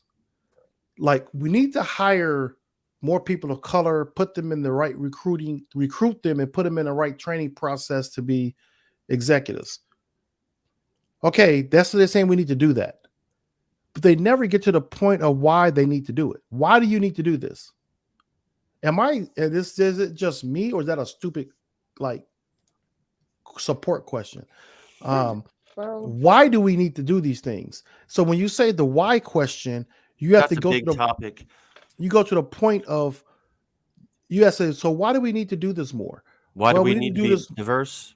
Why? Yeah, for it could be anything. Why do we need more women leaders? Why do we need more Black CEOs? We know the problem exists, because the topic would be, well, we need to do this, but it's never like followed up why we need to do this, because of the lack of representation in these places. Then you got to talk about why is the representation lacking. That digs deeper to another layer. When you find out why they've been why it's been lacking, why have you not confronted the people who created the problem within your organization? If you see a pattern within your organization, if you have a department that has been white male for the last 25 years, first of all, who's hiring the white males for the last 25 years? Look at all the criteria, the parameters of their resumes, and you say, okay, what was the contributing factor? Then they were just white males. What else was it that kept you from hiring other people? Right. The secondary to that is when you are a minority being hired or selected for a position, you want to be Okay. selected for a position and you don't Okay. get hired, they need to follow back up. What did I do that was not that why you didn't select me? And sometimes people just say, we found somebody better for the role or somebody had more qualifications. No, be more demanding in your answer, saying, what do I need to do to be better? You interviewed me. I'm asking you, what can I do better to be better suited for the job? And you got to make that person feel responsible. Like, put the ball in their court. This is your responsibility as a hiring person to allow the next person to better equip themselves for another opportunity. You know what I'm saying? This is a big topic, and the question as to why be more diverse it depends on the situation. Like if you look at the NFL, the answer is obvious because is it 70% of the athletes are African American. So if you have coaches that are white, 90% white, how does that make sense? Okay. Yeah. Then there's like if you're in a business, for example, Wait, go back there. Why do you want women in leadership? Why would you want a woman CEO? Well, the answer to me is obvious, is that so that whatever that you're marketing, whatever that you're selling, whatever product that you have would be more appealing to more different people. If you only have white men in charge of a classic example is a woman's fashion label. How does that make sense? Or how does it make sense if you are marketing something that was only that 90% of your audience is white males? If the answer to me is obvious, if you hired more minorities, then maybe your brand would be more appealing to different people, and you would actually do more business. So sometimes that's not the case. Win-win. It's a win-win. Some people when would it not be the case? Some people don't want the minority business. Some people Why don't would you not want more That's- different kinds of people to be buying your stuff, to be excited about your TV show, to whatever it is? Why would you not want crazy that? thing how Black people are dominating the industry and like as far as fashion, as far as shopping, fashion, entertainment, all of that, sports. I feel like a lot of the trends now are coming from Black culture. But one thing I had a question for the Supreme Court. Oh, that's why we have bras and no pockets in our clothes. Yep. I don't understand. You want pockets in your bras? And no pockets on our clothes. Okay. It's crazy because at any given time in our purse, we're carrying a bunch of stuff that could probably Why is that? Why women's clothes don't have a pocket? They do now, but so they got to put their money in their bra. Historically, right? Crazy. I mean, you have to carry a purse. There's no pockets in you. So fun. Who wants to? Yeah, it's crazy. So if you think of, go ahead. I was going to talk about the Supreme Court. So go ahead. Judge, I cannot say her name correctly. I hope I do not butcher her name. Katanji Brown Jackson. Mm-hmm. Is that her name? Is that how you say it? I think so. Katanji? Yes. Katanji. Okay. Katanji. Yes, she has just been nominated for the Supreme Court by Joe Biden, and so that's a wonderful historic thing here. Good transition. Thank you, Brian. You want to hear something funny right quick though? When you were mentioning about her name, like you want to butcher her name, why is it that it's like our responsibility as Black people to tell someone how to pronounce somebody's name? I'm like, heck, I don't know how to spell her name, say her name either. Getting my name butchered my whole life. I don't know. But people, someone asked, two people this week asked. What did they say? Bria? I have been the whole entire 8th grade year. My math teacher, Mr. Sunny, called me Brian.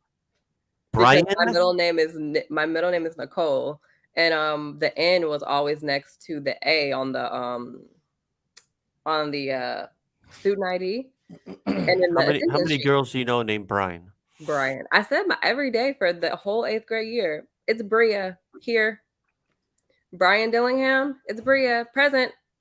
You know, just throw it in there. When I graduated, I don't know if you remember this, but you met Mr. Sonny. You and Mom met Mr. Sonny in the 8th grade, and he still called me Brian. Jeez. So I always No don't Well, remember anyone's we name. got a video about our new nominee here. Should we look at Okay. that? But before we go in there, can I just say this real quick though? Yes, What I do was it. going to say about this was this, in regards to diversity, is the Supreme Court actually has approved a case to be seen for. They're going to see a case about removing race from the decision process for colleges, for the admittance policy for colleges. Like, what do you mean?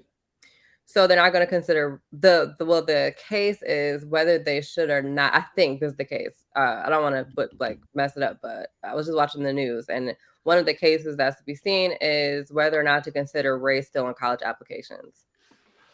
Race shouldn't be considered in any application. In my opinion, it should. We know why it's there. Well, I'm saying we know why it's there, but it shouldn't matter. It shouldn't matter. It shouldn't matter. But you shouldn't have to put your race on a job application. You know, it went from your race being there to eliminate you from a job to now to being discriminatory, because then they'll say, well, you know, you had to hire the one black guy, you had to hire the one Asian person. I thought race was put on applications, on job applications for affirmative action. No, I mean I know before people were getting denied for being black. You know, like there were a lot of letters. Here's why I say that check boxes for everything now. So that was a check box. But what I'm saying is that it's used in both ways. It was used to keep people, you know, you put it down there, they don't hire you for certain jobs, they just throw your application to the side. Then there were cases where we need the one black guy, so then let me get that one. You know, it was a checkbox, or we need a woman, so it's a checkbox. We need, you know, it's a female and male on there. You don't need these check boxes. Apparently, the people who actually benefited from affirmative action more than anyone were white women. Yeah. Mm-hmm. There's a study on that. But so I'll play her video now. Yeah, go ahead. Ooh, this is a wonderful time. I'm telling you guys. I mean, well, sort of. It's kind of bittersweet. This is the good news of the week, at least for me. Yeah.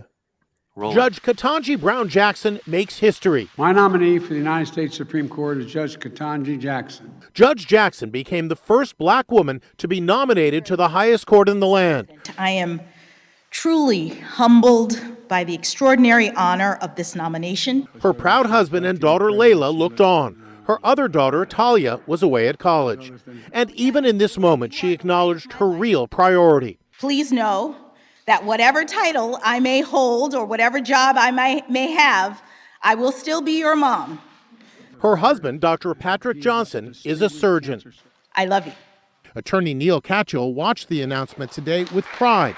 He's known her for 20 years. She's fair, balanced, a lovely person, and brilliant. So kind of everything you kind of want in a Supreme Court nominee, this judge has it.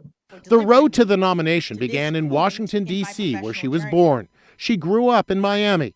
She was class president in high school. Look what she wrote in her yearbook. I want to go into law and eventually have a judicial appointment. At Harvard, Judge Jackson actually had a drama class with future star Matt Damon. She graduated with honors from Harvard Law. Judge Jackson has family ties with former House Speaker Paul Ryan. Her husband's twin brother is married to Ryan's sister. Ryan spoke on her behalf during her Senate confirmation hearing for district court judge in 2012. Our politics may differ, but my praise for Katanji's intellect, for her character, for her integrity, it's unequivocal. It's not lost on anyone that the nomination comes during Black History Month, as Judge Jackson takes her own place in American history. The United States of America is the greatest beacon of hope and democracy the world has ever known.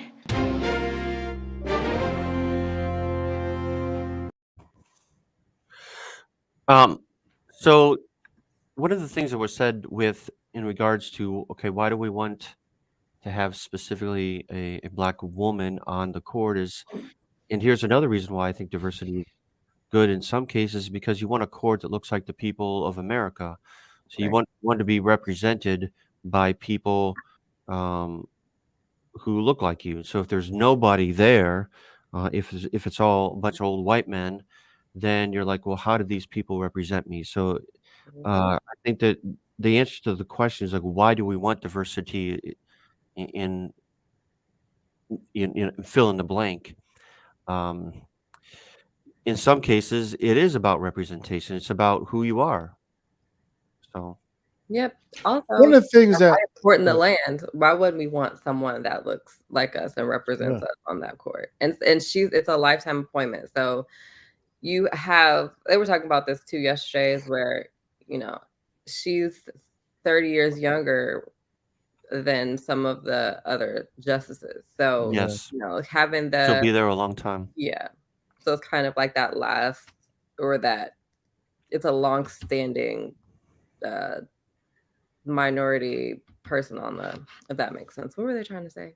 They're the minority in the justices right now. Democrats are. So Yeah, she's Yes. liberal. Yeah. So I'm looking at some of her stuff, her profile and everything. I'm looking at her parents. Both were students at HBCUs.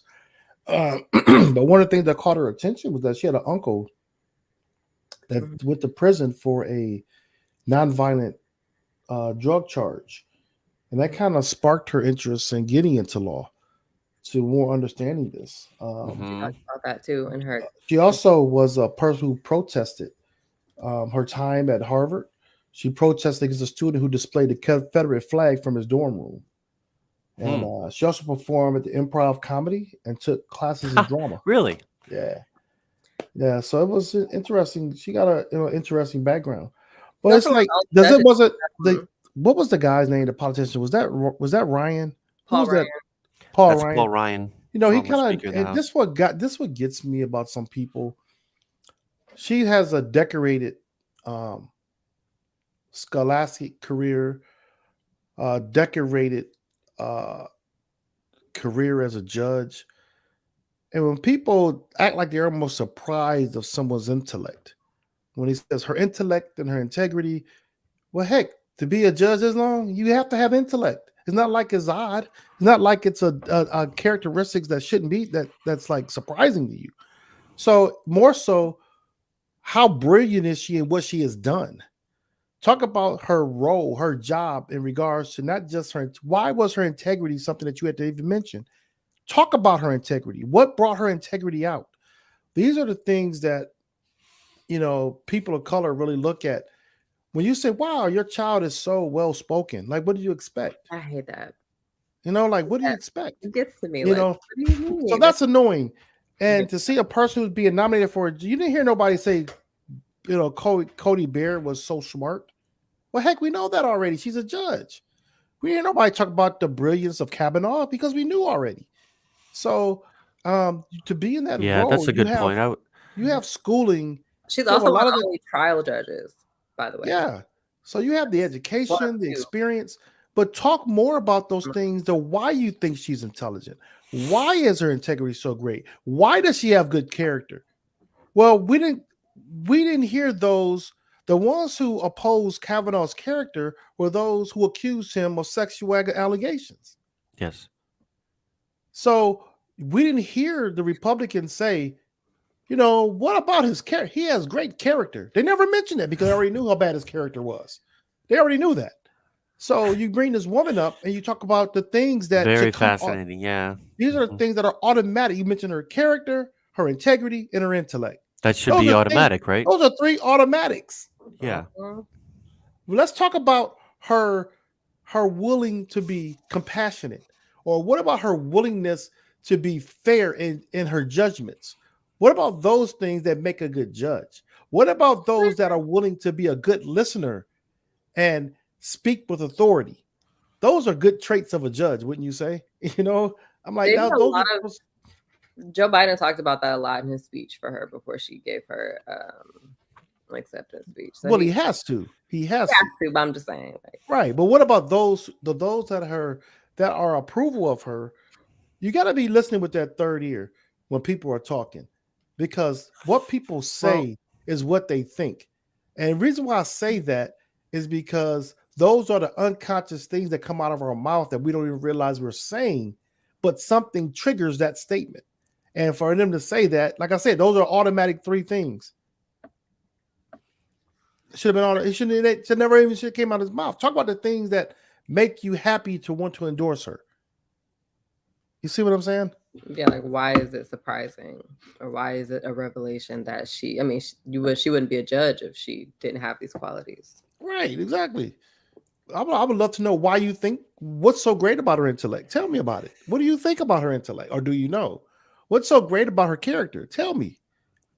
You know, those are the things. It just my So ear it's perks annoying. up. My ear perks up to things because it's something that we've heard. I mean, you know how many times I heard people tell my daughter is well spoken. I hear that. I'm like, yes, she's educated. She's been to school. She's in college. She should be well spoken. You know, it just bothers me because those are automatic things. See, someday. Well, we say when I bring out these points, it's for people who are in our audience to say, okay, that's something to keep in mind next time. You know, it's certain things that in our society and our culture that are conditioned that we need to be alert of, because that person you're saying that to inside, they're saying the same thing I just said. Well, heck yeah, I'm educated. Mm-hmm. I'm a smart person. So yeah, but that's exciting though. Our first. I put a damper on it, didn't I? Sorry about that. No, you know, actually, it's kind of really interesting what she's gonna do. What is the GOP going to try and counter the argument against her? I'm kind of interested to see what that is.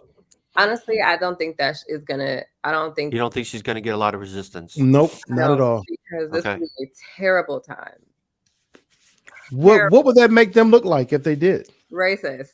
They don't care. No, but right now it would care because. Well, you don't think they're.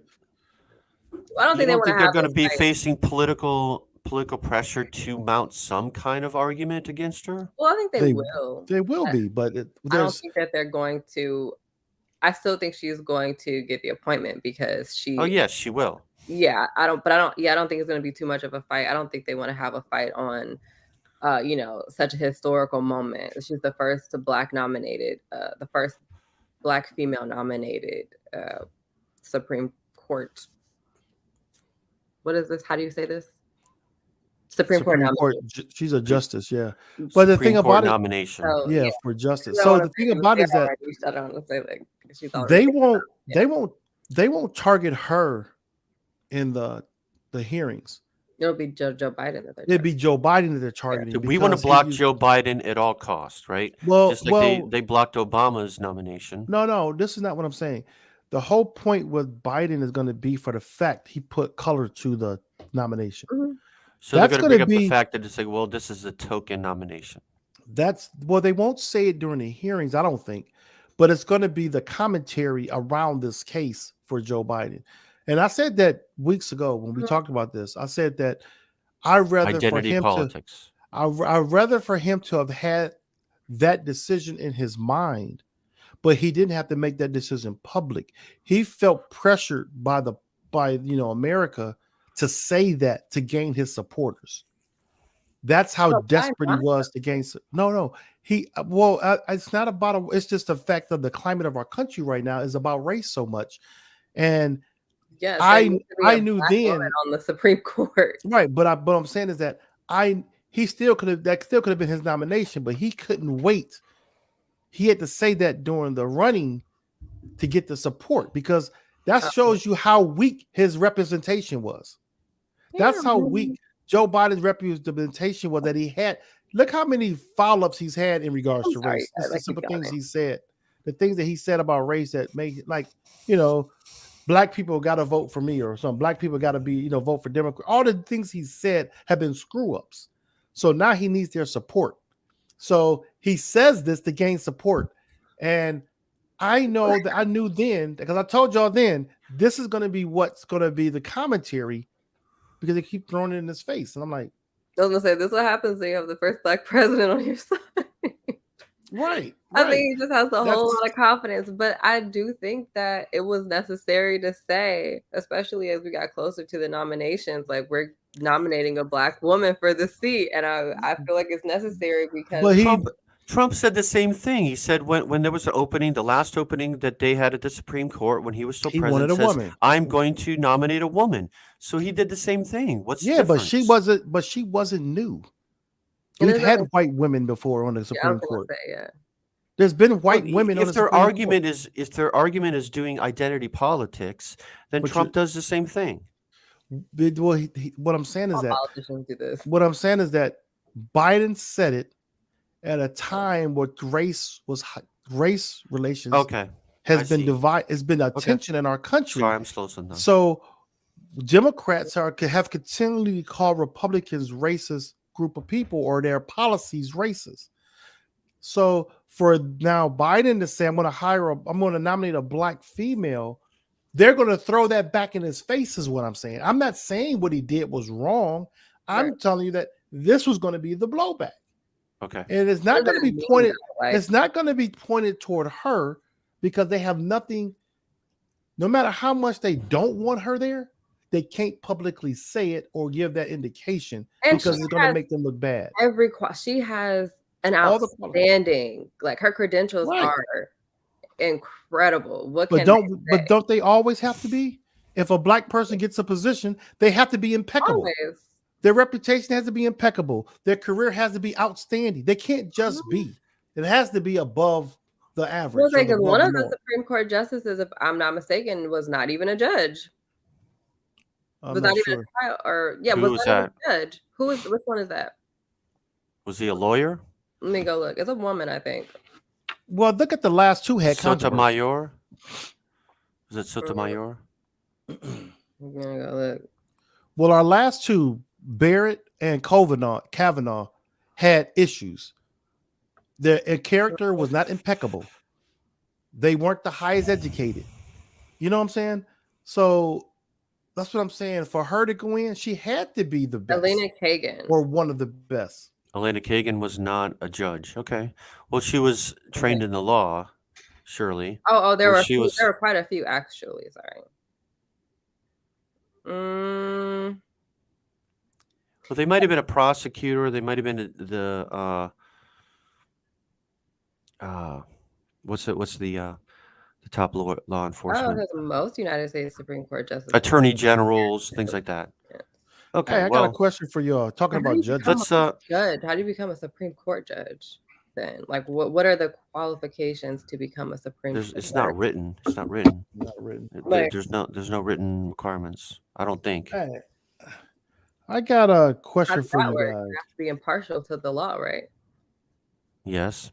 It's whoever the president thinks would be good, or they want to scratch someone's back. Which I'm sure has happened in American history. Makes more sense. I got a question. I put this post and people were like kind of shocked when I posted it. Y'all know Jeannie Thomas, right? Jenny Thomas. No. Jenny Thomas is Clarence Thomas's wife. Okay. Are y'all familiar with the right-wing organization that she's part of? No. I'm looking for them now, but she's been involved with a lot of stuff. But anyway, like one of her, she's let me see, she spoke at a conservative conference with the founder of the Oath Keepers at one time, the far-right militia group, and she's been known to be tied to a lot of these extremist groups for years. So I gave this narrative, my own narrative. This is my own opinion. I didn't hear it off of CNN or MSNBC or any other news station. This is me talking. That, she's, they're pretty old. They're up in their, 60s, 70s. So they've been involved, that she's been involved in probably some of these organizations far a long time ago, Okay. My thought was that Clarence Thomas might have gotten his opportunity because of her relationships, of course. Probably. And that it's like almost where she approaches people to say, let's put him in line to be judge. And well, okay, of course, but these are the things we need him to do. Because Clarence Thomas don't say anything. He's about the most quietest judge I've ever heard in my life. Yeah, you almost And forget about that he's there. he's like, he just sits there. He just looks like he just. And so, how did I put that quote? I said that he's there. He has this seat as long as he's abiding to the agenda of those that put him in place. And as we've seen since he's been a judge, it seemed like that's what he does. I can't imagine this Justice Jackson. Well, she's not even a justice yet, but she's a Judge Jackson coming in and being that type of person on the Supreme Court. I can't imagine her being that quiet and not being a voice at the table. She will be, I think. And when I look at Clarence Thomas, there's a lot of jokes about him and all these things. But when I look at the people that his wife is affiliated with, it's just like, wow. Like, how does that stand in your household? What is that household like? What does all his family even agree? That's like, whatever happens with me affects whatever my family do affects my wife. You know what I'm saying? Okay. And vice versa. I'm just curious. Is everybody in Clarence Thomas' family right-wing mentality like he is, or like he perceived to be? Well, I wonder what those conversations are like at the dinner table or when he's not there. It is possible to have different ideologies and be married. People, what's that commentator from Louisiana? Carville. He's married to a Republican strategist. So you wonder, like, what their dinner table is like, Well, like Kellyanne Conway, the same way. They have different. Kellyanne Conway's another example. But we're talking about two people who are the same. Well, we know what she is, and I'm not following, I guess. Okay, what I'm saying is that she's this right-wing influencer. Okay. Jeannie Thomas. And she has influenced her husband in some sense, or was he always there growing up, which is hard to believe. I don't know. I don't know enough about this to comment. I don't think. And that's why I said this was my opinion. So I wonder what their family dinners are like, or what his family is saying when he's not in their presence. Well, we'll look forward to Judge Jackson and I mean, there hasn't been a lot of talk about the cases that are going on right now, but there was last year, and there will be again, and talk about the Supreme Court. Just to come back on her again, this is I want to read this paragraph so you understand what I'm talking about. I know Bria looked at me, Sorry. but this is what I'm saying is this is the stuff that y'all may come back later, like a couple weeks later, be like, wow, Lamar mentioned this. We do have some news on Russia and Ukraine, though. But it's like, check out. It says for decades, Jeannie Thomas, a top brass conservative activist, has devoted her life to advocating for right-wing causes, aligning herself with the donor networks and advocacy groups that have and pro-life continue groups to play a key role in maintaining Republican authority. But Jeannie Thomas is no ordinary Republican operative. She is also the wife of Clarence Thomas. And as her political activities extreme, critics fear that given the recent rants of partisan Supreme Court rulings, she may have concerning sway over her husband's maybe. She probably has. I mean, he's been there for what, 30 years? So she probably has. Does that surprise you? What I'm saying is she's behind the scenes with Steve Bannon and all these people. I have zero surprise. So that's what what I'm saying is that most people never even thought about this part of it. Is what I'm saying. No, most people don't think about these backroom deals and like who's behind the scenes in Washington because you don't see them on camera. But this is how politics works anywhere. But we're talking about, the question has came up a lot about Judge Jackson's Brown Jackson's husband. He's a surgeon, but people talk about, the fact he's white and all these things. Well, let's look at the background Look, of some of these other I'm judges. going to make a completely partisan comment. This is my observation in the last 10, 20 years is that by and large, Democratic nominations or Democratic representatives or Democratic candidates have so much less baggage with them. They do. People look the other way to Clarence Thomas, Donald Trump, Marjorie Taylor Greene. It doesn't matter. You name it. Yeah, you I name agree. it. Matt Totally Gates. say Sexual anything. allegation. You think that people on the left are going to tolerate this crap? Yeah. No. And they're out of there. They don't run for office. But in the right wing, they'll vote for them. They'll look the other way. It says it doesn't matter that Trump has not been in church in 20 years. Yeah. He's going to be the guy that's going to be for Christians. Yeah. What a load of crap. It is. But I just threw it out there about Jeannie Thomas. So you guys, something's gonna come down the pipe. I just know it's coming. So I don't know. I doubt if you'll hear about it because Republicans don't care. They don't care if their candidates are dirty. It doesn't matter if they're for the policies that they want to be. Okay. They they don't care. But they don't care. But I'm saying that something's gonna come down the pipe where her name's gonna pop up and it's gonna be controversial. That's all I'm saying. I just got this feeling, man. I have been watching a lot of the news coverage about Ukraine this week, mostly on YouTube, because I subscribe to a German news agency that does a good job of international news and giving it straight and talking about what exactly goes on in my screen just went blank. That was weird. What exactly is going on? At least factually, because you're not getting opinion, you're getting facts. You're getting, okay, this happened at 10:20 yesterday.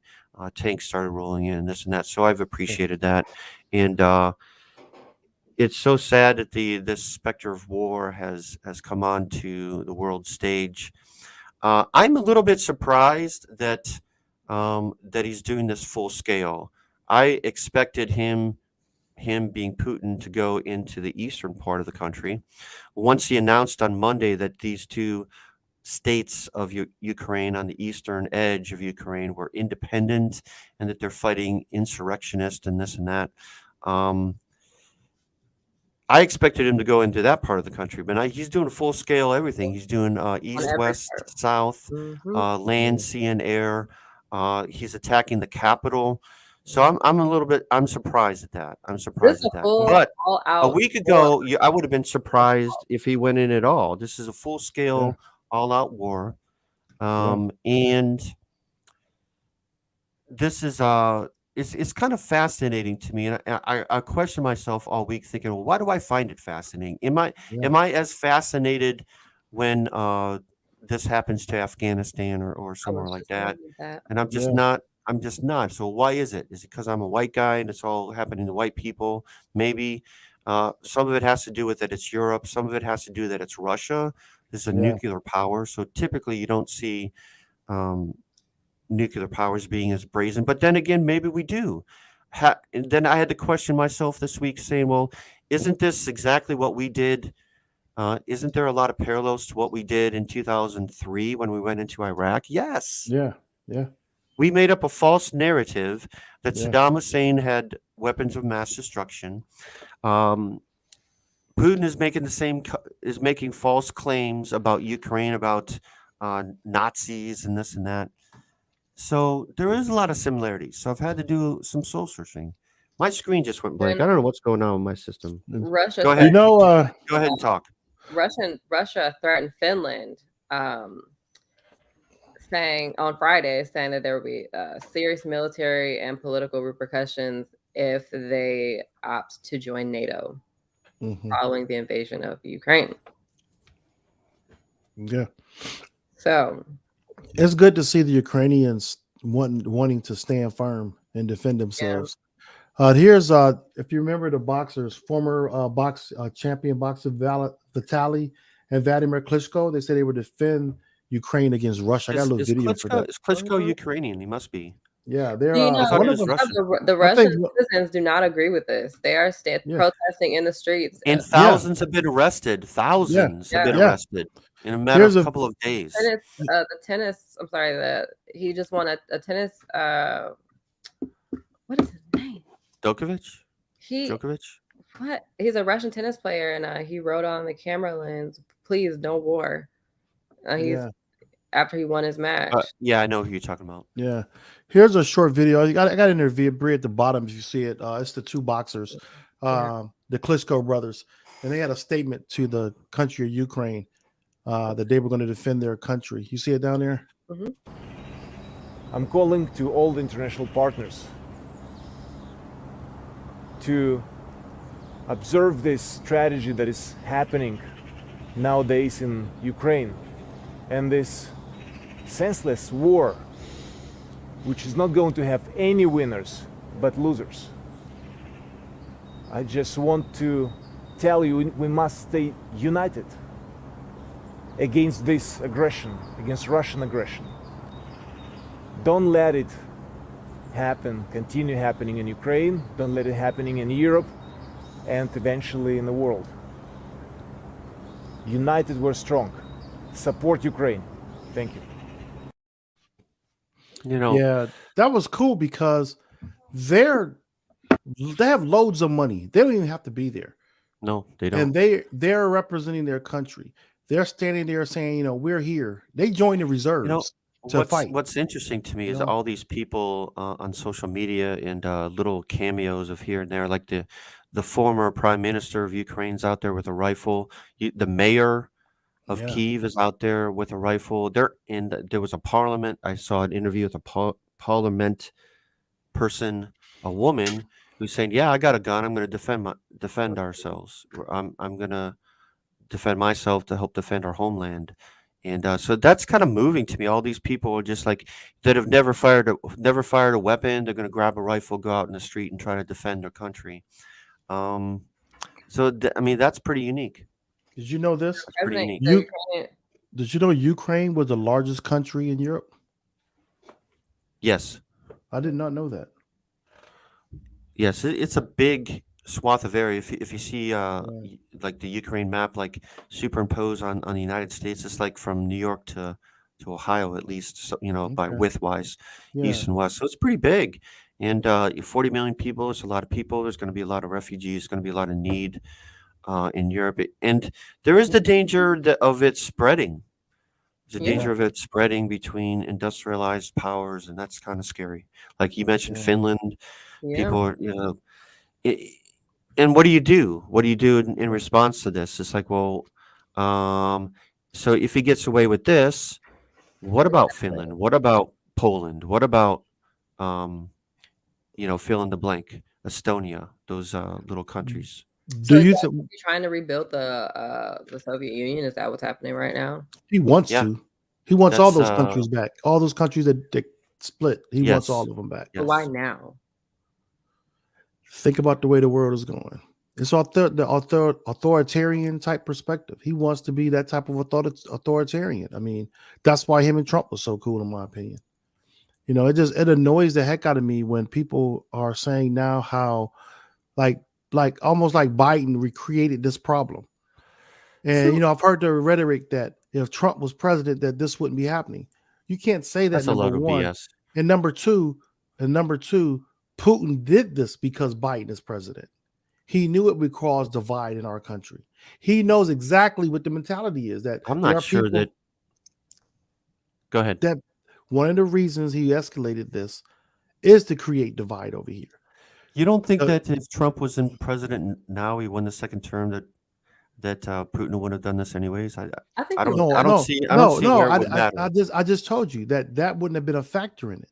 But the public is saying that this is happening because of Biden. There are people here who are Trump supporters who are saying Biden is Biden's fault. Biden didn't do what Biden didn't do. And if Trump was in office, this wouldn't happen.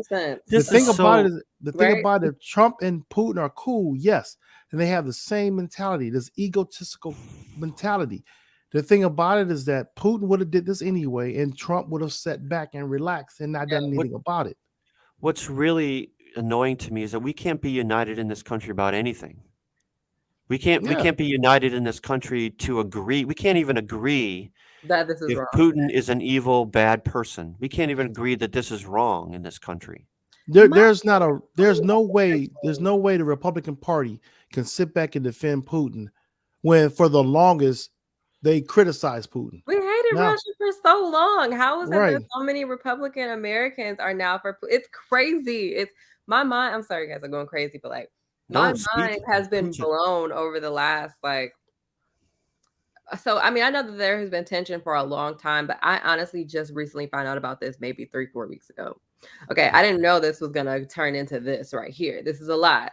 But my biggest issue is ever since they played that little clip of Trump supporting, or not necessarily supporting Putin, but saying what he's doing is genius, is smart. His point really was like this would be the perfect time to do it. Not defending him. I'm just saying that since he's come out and said comments like that, there are so many people that are supporting this action. And it's like, how is this happening? How for so long we have been adversaries of Russia. Like we have not been. I mean, we hate Like Putin, in right? the Look at 80s, that. that was like the one thing that you could agree on. They said That Russia you don't like bad. Russia. What It's the like heck? now there's nothing that we can agree on. That's You know, that, out a of deadly everything, that's a honestly deadly outrageous to disease. me. Is a deadly disease real? No, we got to argue about that. Millions of people are dying. Russia invading an innocent country. We can't agree about that. That's ridiculous. But what's really getting me is this, is that we have seen a lot of interviews on the news lately where like shows like Rachel Maddox, where she's interviewing people who are there in Russia, in the Ukraine right now, hiding in underground bunkers, trying to stay safe and wait it out so that they can leave. And the worst part is, these people are really, they don't know what to do. And so, there was this restaurant owner who got on, and him and his neighbors are in the parking garage underground, and they're clearly scared. They're hearing bombs go off, they're hearing missiles and gunfire, and you can't just say that these are sounds. Like, these are people dying, you know what I mean? Those bullets are hitting someone. And so then she's and I love Rachel Maddox's show. It's just, for me, it's just so, I don't know, creepy or like hard to watch for her to be in her, I know she's trying to get them noticed, get the stories out, but she's in this studio where she's completely not harmed right now. Like, she's not in any danger of harm. No. And he's in a bunker underground in the midst of this. Yeah, And then she says, well, good luck out there. What? That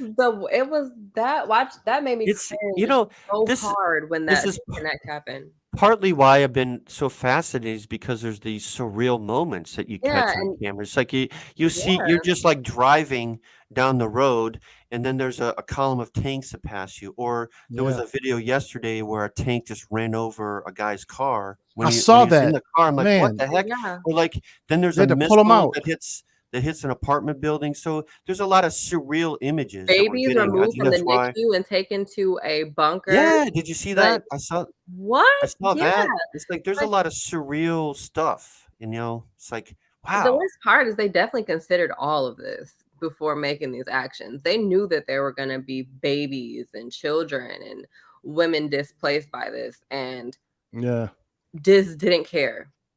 And it's war, right? So there's going to be casualties and everyone's collateral damage, and that sucks. Remember we mentioned how some Americans are supporting Russia now? If you go back to Trump's win in Nevada, remember how he talked about how he loved the poorly educated? Do you remember that? Now, I've never noticed this until recently. Have you ever really listened to that statement? Listen, I want to play this for you, and you listen very, very closely and tell me what you hear now. Just listen. There's almost like a contradiction there. Let me know if you hear this. So we won the evangelicals. We won with young. We won with old. We won with highly educated. We won with poorly educated. I love the poorly educated. We're the smartest people. We're the most loyal people. And you know what I really am happy about? Because I've been saying it for a long time. 46% with the Hispanics. Okay. He said he loved the poorly educated. Did you hear what he said after that? We're the most smartest and the We're the loyal. loyal. So, loyal well, hold on. Is he saying he's like poorly educated as well? No, I think he's saying to poorly educated, we're the smartest and the most loyal. Listen to this again. So we won the evangelicals. We won with young. We won with old. We won with highly educated. We won with poorly educated. I love the poorly educated. We're the smartest people. We're the most loyal people. I love the poorly educated. We are the smartest and the most loyal people. I don't know if he's. So is Trump He saying is he's poorly educated? Well, he is poorly educated. You know that, He right? said we. I mean, here's the thing. So we know that Trump likes Putin personally, and there's been a lot of you say that the GOP is kind of supporting Russia. They're kind of tacitly supporting. They expressed their admiration for him, saying he's smart, he's savvy.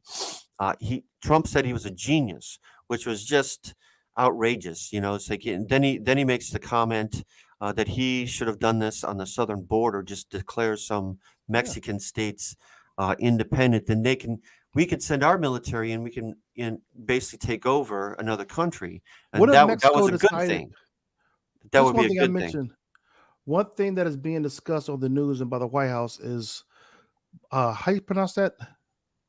Belarus. Belarus. Oh, Bria.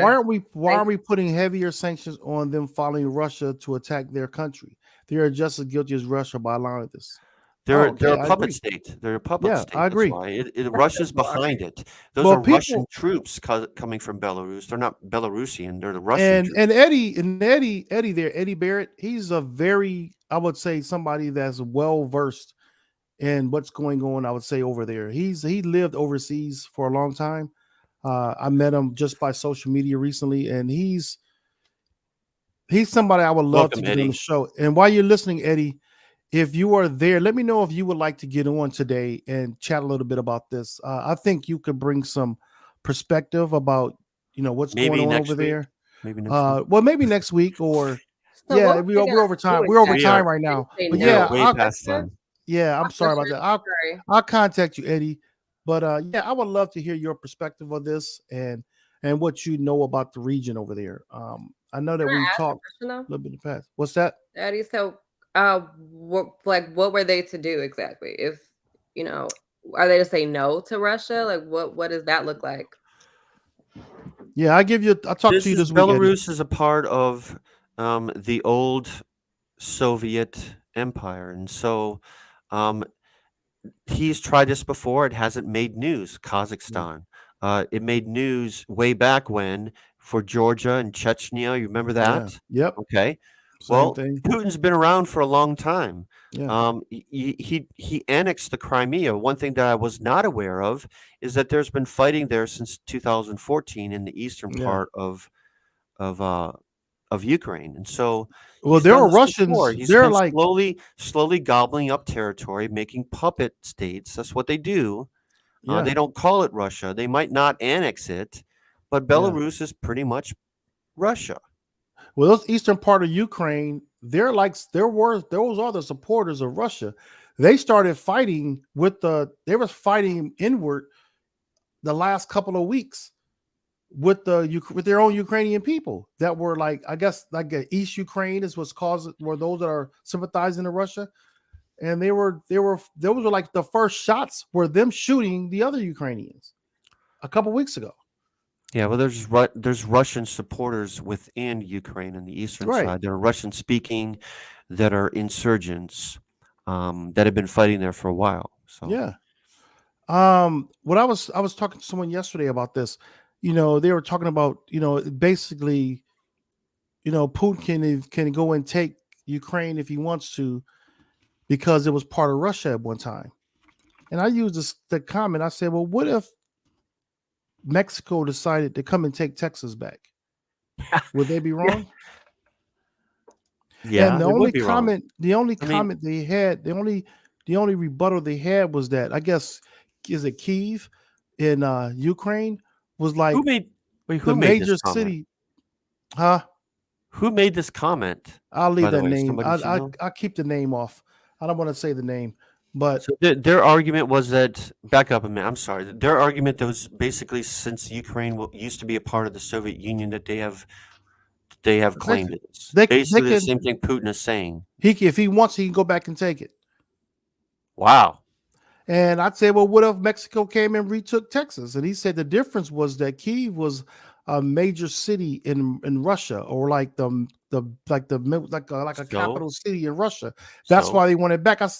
His other the comment was that because Austin was not considered, because Austin's the capital of Texas, was not a big city as part of Mexico, that it doesn't really give the same equivalent.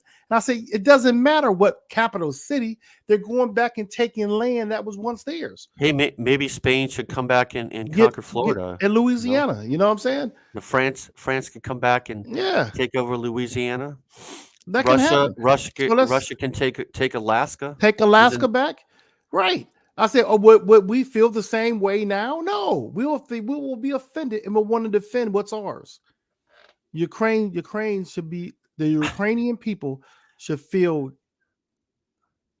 like they should be able to stand firm and want to keep their country, independent like they are right now, their own country. And for those who think it's okay for what Russia's doing, you're insane right now. You have deeper issues than what's on the surface right now. There are deep issues within you, and it's all because of what you've heard, your influence from a political standpoint, in my opinion. So Man, we're done for today, man. what is your synopsis of today then? Should I go first or? Go ahead, man. Yeah. There was a lot of things that we wanted to get to. I wanted to mention just briefly. We had justice in the case of Ahmaud Arbery for the hate crime. There was a second trial for the federal hate crimes, and some other things that came out.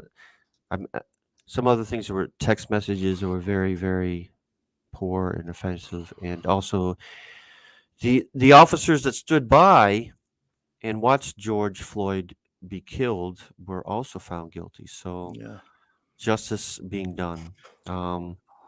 That's good to see. Is that progress? Is that progress in America?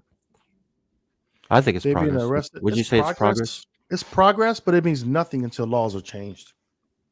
Okay. My opinion. That's something to talk about. Yeah, for future shows. Well, I mean, my bottom line is just to pray for innocent victims. Yeah. And it's sad and tragic that these are the kinds of things that it was like World War II kind of stuff. Not nowadays wars are a little different and more isometric, and you're going into with drones or special forces trying to take out a terrorist leader or something like that. Is you don't often see like tanks rolling through borders and things. That's a little bit rare. So just pray for the innocent victims. Yeah. Yeah, it's weird, man, right now, the way our society is, the way this world is. So many mixed messages, confusion, like just this whole Russia thing, where Russia's never been in the last, since during my lifetime, has ever been an ally or someone that we would support, compliment, give accolades to, or anything. And over the last 4 years, we've heard the accolades going toward the Russian president Putin that I never thought would ever happen in America. And then to hear just the average everyday citizens speak the same narratives, I'm looking at them like, are you like insane? Are you crazy? Like out of one mouth you say, well, one side of your mouth you say, well, Putin is wrong for invading, but yet Putin should be able to do it. And then on the other, then I'll sit back, me as American, I'm saying that we should step out of it in a sense too, in a way. I feel that no matter what happens, it's going to be bad. The people over there, the Ukrainian people and the Russian citizens there are going to suffer in Russia and in the Ukraine. They're going to be the ones suffering. If we throw sanctions on them, they're going to suffer. If there's loss of life, they're going to suffer. And if we invade, if we intervene, it's like you get in a fight, Darren, with two of your cousins. You know what I'm saying? Or you get in a fight with your neighbors. You got your neighbor across the street, him and his family are going through something. You decide to side with one of the neighbors. Next thing you know, they both jump on you because you got nosy and got involved. It was none of your business. So I'm kind of split that it's none of our business in a sense. But then on the other side, you hate to see anyone taken advantage of. Yeah. But what does that do for us as a country? Us intervening, does it help us? We can put sanctions on Russia, yes, and just, do that. But we should be limited on what we do over there. It doesn't benefit us one bit. It doesn't benefit us. If he did claim Ukraine, say he did get Ukraine, Russia took over Ukraine. Remember, Russia had a whole bunch more territory as we grew up. Yes. Did your life change at all? No. Didn't change one bit, did it? All we had was the threat of Russia we had the threat of going to war with Russia all the time. Yes. We still there, aren't we? But your life didn't change one bit. The only difference is the people over here is what changed. The American people is what changed. So my bottom line is... It's a very interesting talk. Yeah, very interesting. That's what the people here scares me more than what Putin's going to do over there. Wow. Because their mentality changed to support that ideology. So my bottom line is for people to get educated, people to have conversations. I say it all the time. Stop following narratives. Stop just reading captions. Sit down and educate yourself. Just educate yourself, because some of the things you're saying out here is like stupid. Literally stupid. It's sincere ignorance and conscientious stupidity. Both of those things are affecting our country right now. And I just say, people, just educate yourselves.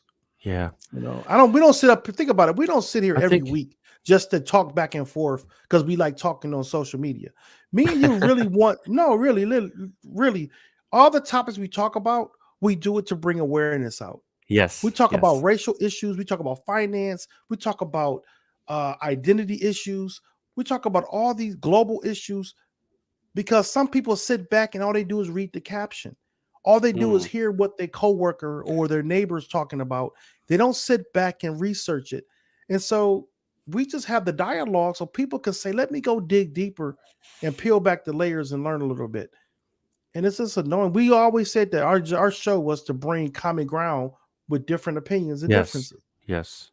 I mean, and if somebody opposed me, bring it up and let's talk about it. That's all. I think you're right. Not, listen to your talking. I think that Putin wanted to bring division in this country and has. He has. Therefore, if there isn't an opposition, united opposition against him, he'd be able to do things like this. So, yeah. I mean, they said that during his campaign as president, his first campaign for presidency, that he was colluding with Russia. And then after you saw his whole 4 years of presidency, it looks like he possibly could have concluded with Russia just because of the dialogue and the brotherly love that they had, Yeah. And then you hear what he said after they invaded Ukraine. You hear his comments, and it's like, wow, who says that after a country just invaded another country? Who says that? Yeah. So, well, it's man. It's totally ignorant to say it. To say at the same time, I admire him. He's a genius. But then, if I was still in power, it would never have happened. So, which is it? Is it? Do you support it or you do not support it? Would you have done something differently to stop it? And if it was genius, then why would you do anything to stop it? Yeah. So, anyways, since Rocky IV, the movie, Rocky IV, we knew that Russia was changing. It was all that doping. Yeah. Oh, here's Eddie's comment. I lived through tanks rolling into another country. It's not a good feeling. So yeah, see what I'm saying, Eddie. We got to get you on the show, man, to talk about some of your experiences, man, because I truly respect you, and I think you have a genuine heart to bring a really eye-opening and enlightened conversation to our bottom line. Well, peace to you, peace to the world. Yeah, and, man. Let's hope for a better week. You have a great weekend, Darren. All right. Take care, brother. Take care. Are you going to close out? I'm Or going to am I close it closing out. I was just looking for it.